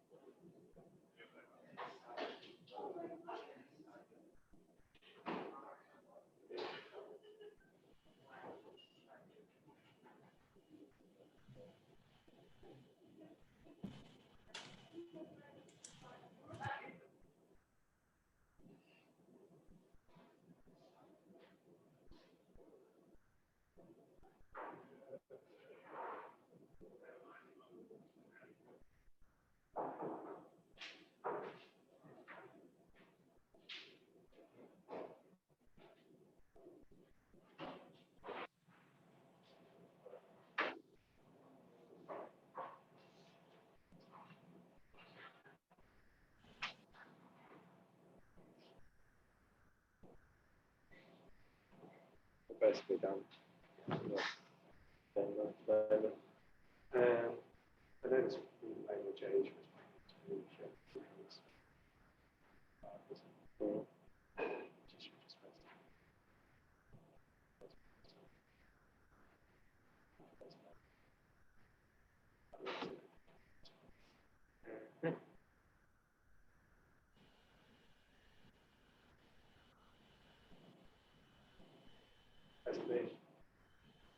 yeah, it's not too bad. Chris, I can hear you, mate. And Richard. Did you say Josh responded?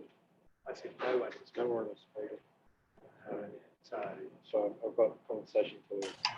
We can't hear you though, Sharon. No, I'm sending him a message now.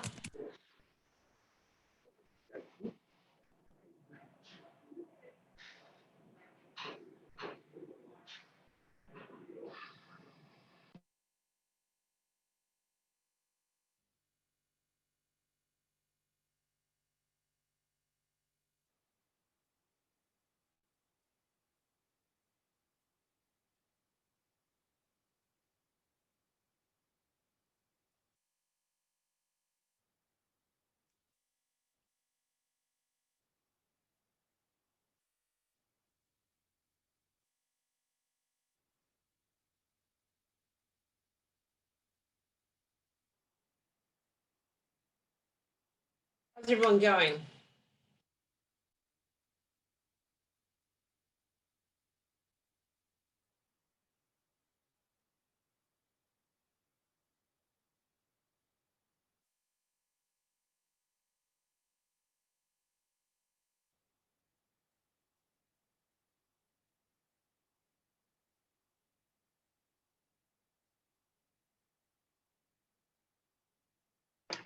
So Sharon, this rollover for VAT, Yes. does this help with the refund process? Yes, so the refund process works that a VAT person can't get a refund unless they meet one of three rules. The first rule is ad hoc filer, diplomats, which we call ad hoc filers.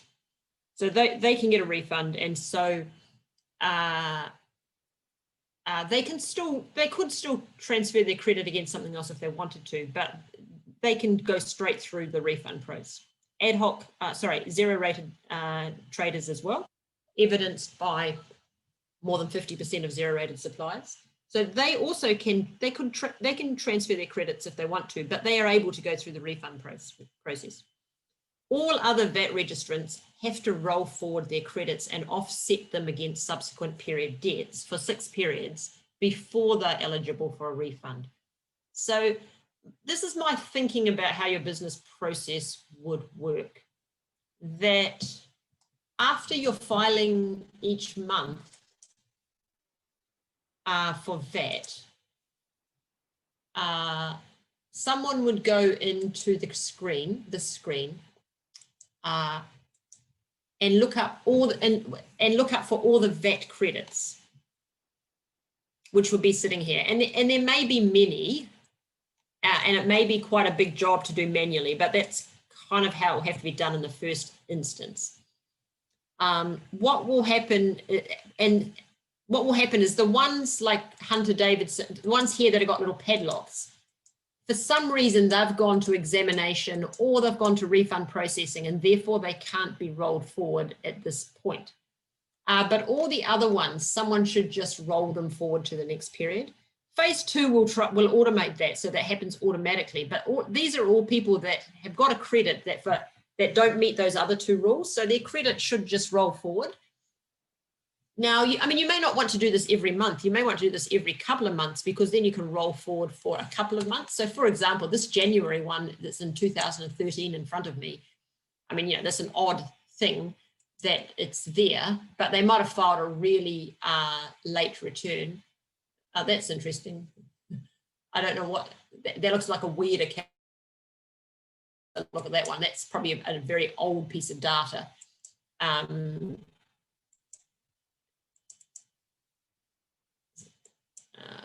So I'm just trying to open another one. You've got to remember that a lot of these in my database have been put in there by testers, so all sorts of weird things have happened at times. So sometimes I see weird things. So the idea is that they would then roll forward those credits. You may, for example, do all the rolling forward of 6 periods all at once. Or you may kind of do it every couple of months, or you may do it every month just to roll forward those credits manually. When I mean manually is in RMS, but through this interface. Sharon? Yes. That could be something, considering that even though persons might meet the criteria in terms of monthly funds, they may actually choose to apply for it annually or every 6 months in terms of bulking it. So in other words, apart from the ones, you could end up with a lot of returns on the system there. But someone would actually have to go in and just manually roll over all of those. Because so the only thing it would interfere with it is if you didn't roll them forward and the taxpayer short paid because they thought they were going to offset. It's okay for the credits to sit in their original period for as long as you need them to, unless a taxpayer wants to use them to offset a debt in a subsequent period. So it doesn't have to be kind of done all the time. It can be done periodically. Whoops, something in my database just.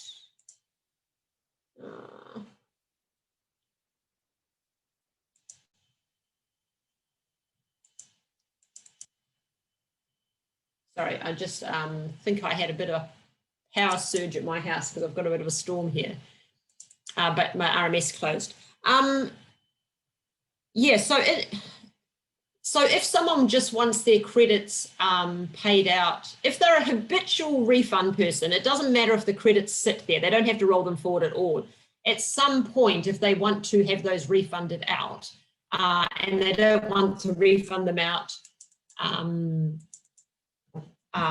every month, then they can just sit there until such time as they want to request them be refunded out. If someone's going to request for their refund after many roll forward periods, I mean, you do need to roll forward those credits to offset debts. Otherwise, you're going to be sending debt letters to people that says, you know, you owe outstanding monies at this point, when in fact, what they had thought was that they were paying off their debt by way of their credits. So it is an account maintenance piece of work that needs to be done to roll forward credits to the extent that you need to do it to offset debts in the system. So I think we're never ever going to do the automated roll forward because this is brand new functionality and we wanted to make sure it was embedded properly to start with. So there will be a little bit of account maintenance work to actually roll those forward, but it should be reasonably simple in that it should be quite fast and easy to do. Yeah. Sorry, I'm just trying to reconnect. My network blew up. It doesn't, the only time it will cause you problems not to roll them forward in a timely manner is if you send letters to taxpayers that say you owe us money because they short paid VAT in the following period because there was a credit in a prior period. So in those scenarios, it is useful to be able to roll forward those credits quite quickly to be able to keep the accounts clean and up to date.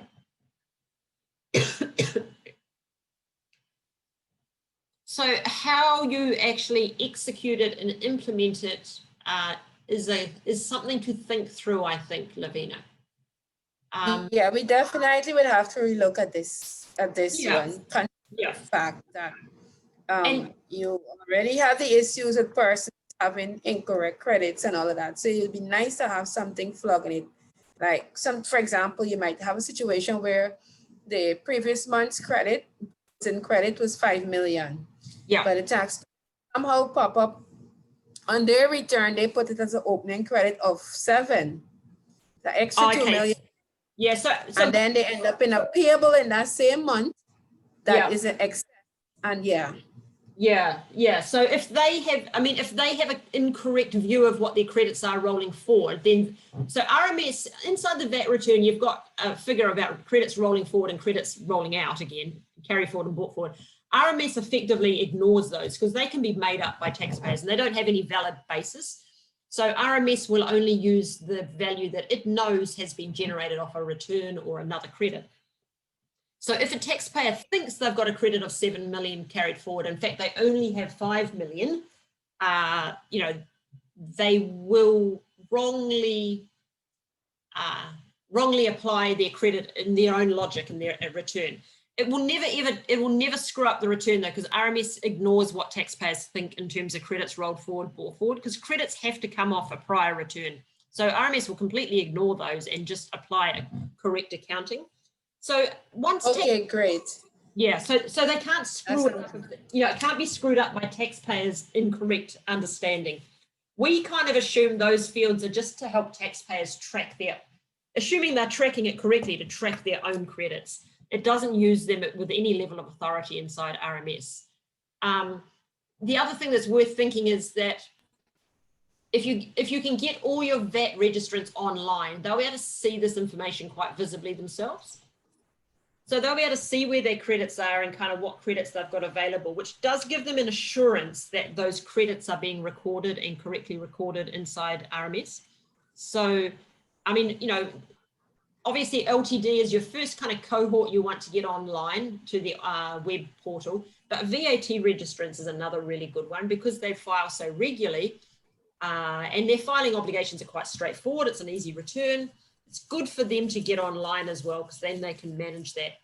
I think the thinking at the time, it's been a while since we scoped, but was we rebuilt this functionality inside of the product, and it's much more sophisticated than it was to support your roll forward credit rules, and we'd put it in place. And then once you got familiar with how it worked and how your business process worked with it, then we would automate it so that if there is a VAT registrant who isn't eligible for immediate refunds, then every time there's a credit return filed, it would just roll those credits forward.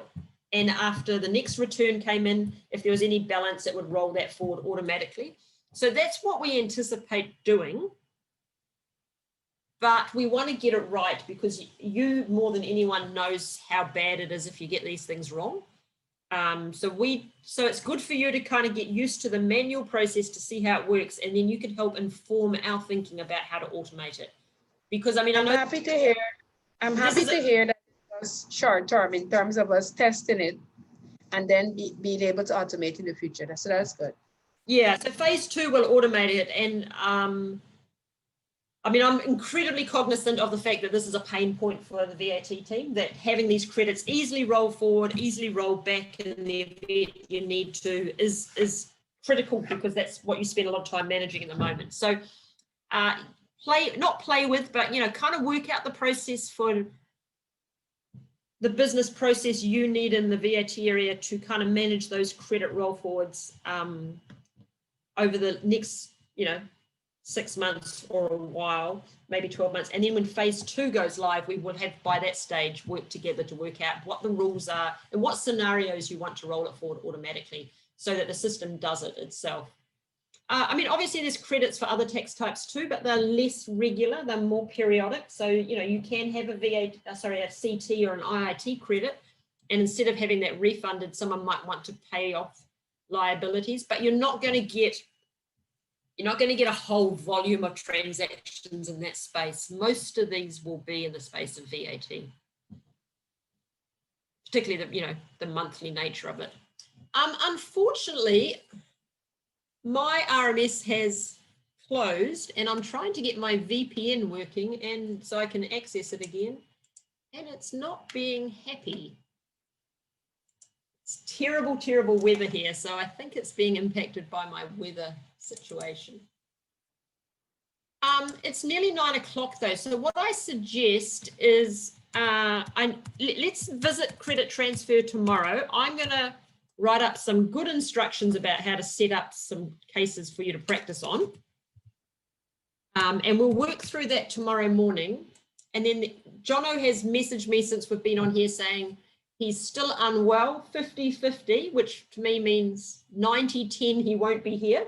He's hopeful, but I doubt he's feeling good enough to get up really early tomorrow and come and join us. So tomorrow we will revisit credit transfers again. We'll have a quick look at payment adjustments, particularly in relation to kind of checks and deleting payments. And we'll look at the notification manager. That will just be a short session because it doesn't really involve people doing anything. It's just to see how it operates. And we'll look at the external revenue upload. And then any other questions you might have. Then we might come back on your Thursday just for a final wrap up. So that's the plan. I know we've only touched quickly on credit transfers, so we'll definitely come back to that next week and tomorrow and have another little play. Everyone good? Yep, that sounds like a plan, Sharon. And you have a meeting at 9. Cool. The other thing is there's a new build being deployed to UAT today, Liz. There's quite a large volume of items in there for retest. So just, I mean, everyone in your team knows that. Marcia and that know that. Ceci knows that. But just so that you are cognizant that that's coming today. That new build won't come into training immediately. Actually, Chris, are they going to get that new build into training overnight? Not sure if Chris is still on. Oh, sure. Oh, yeah, you are. Sorry, Chris. Are we going to upgrade the training environment?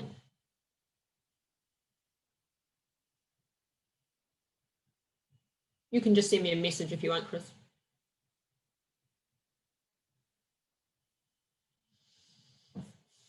I'm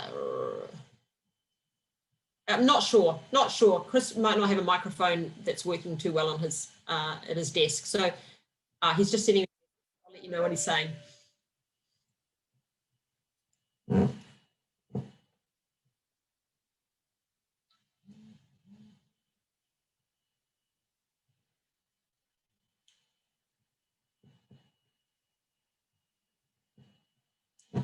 Just give me he's a slow typer.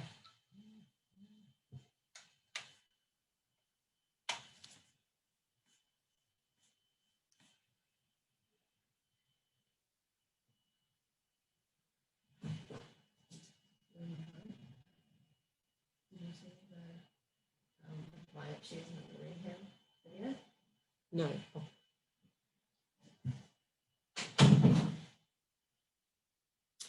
So yeah, overnight we're going to get a new build. It's got a few things fixed in it, about 30 things actually, 25 things. It's quite a long list. So it's possible we might get a new build into training.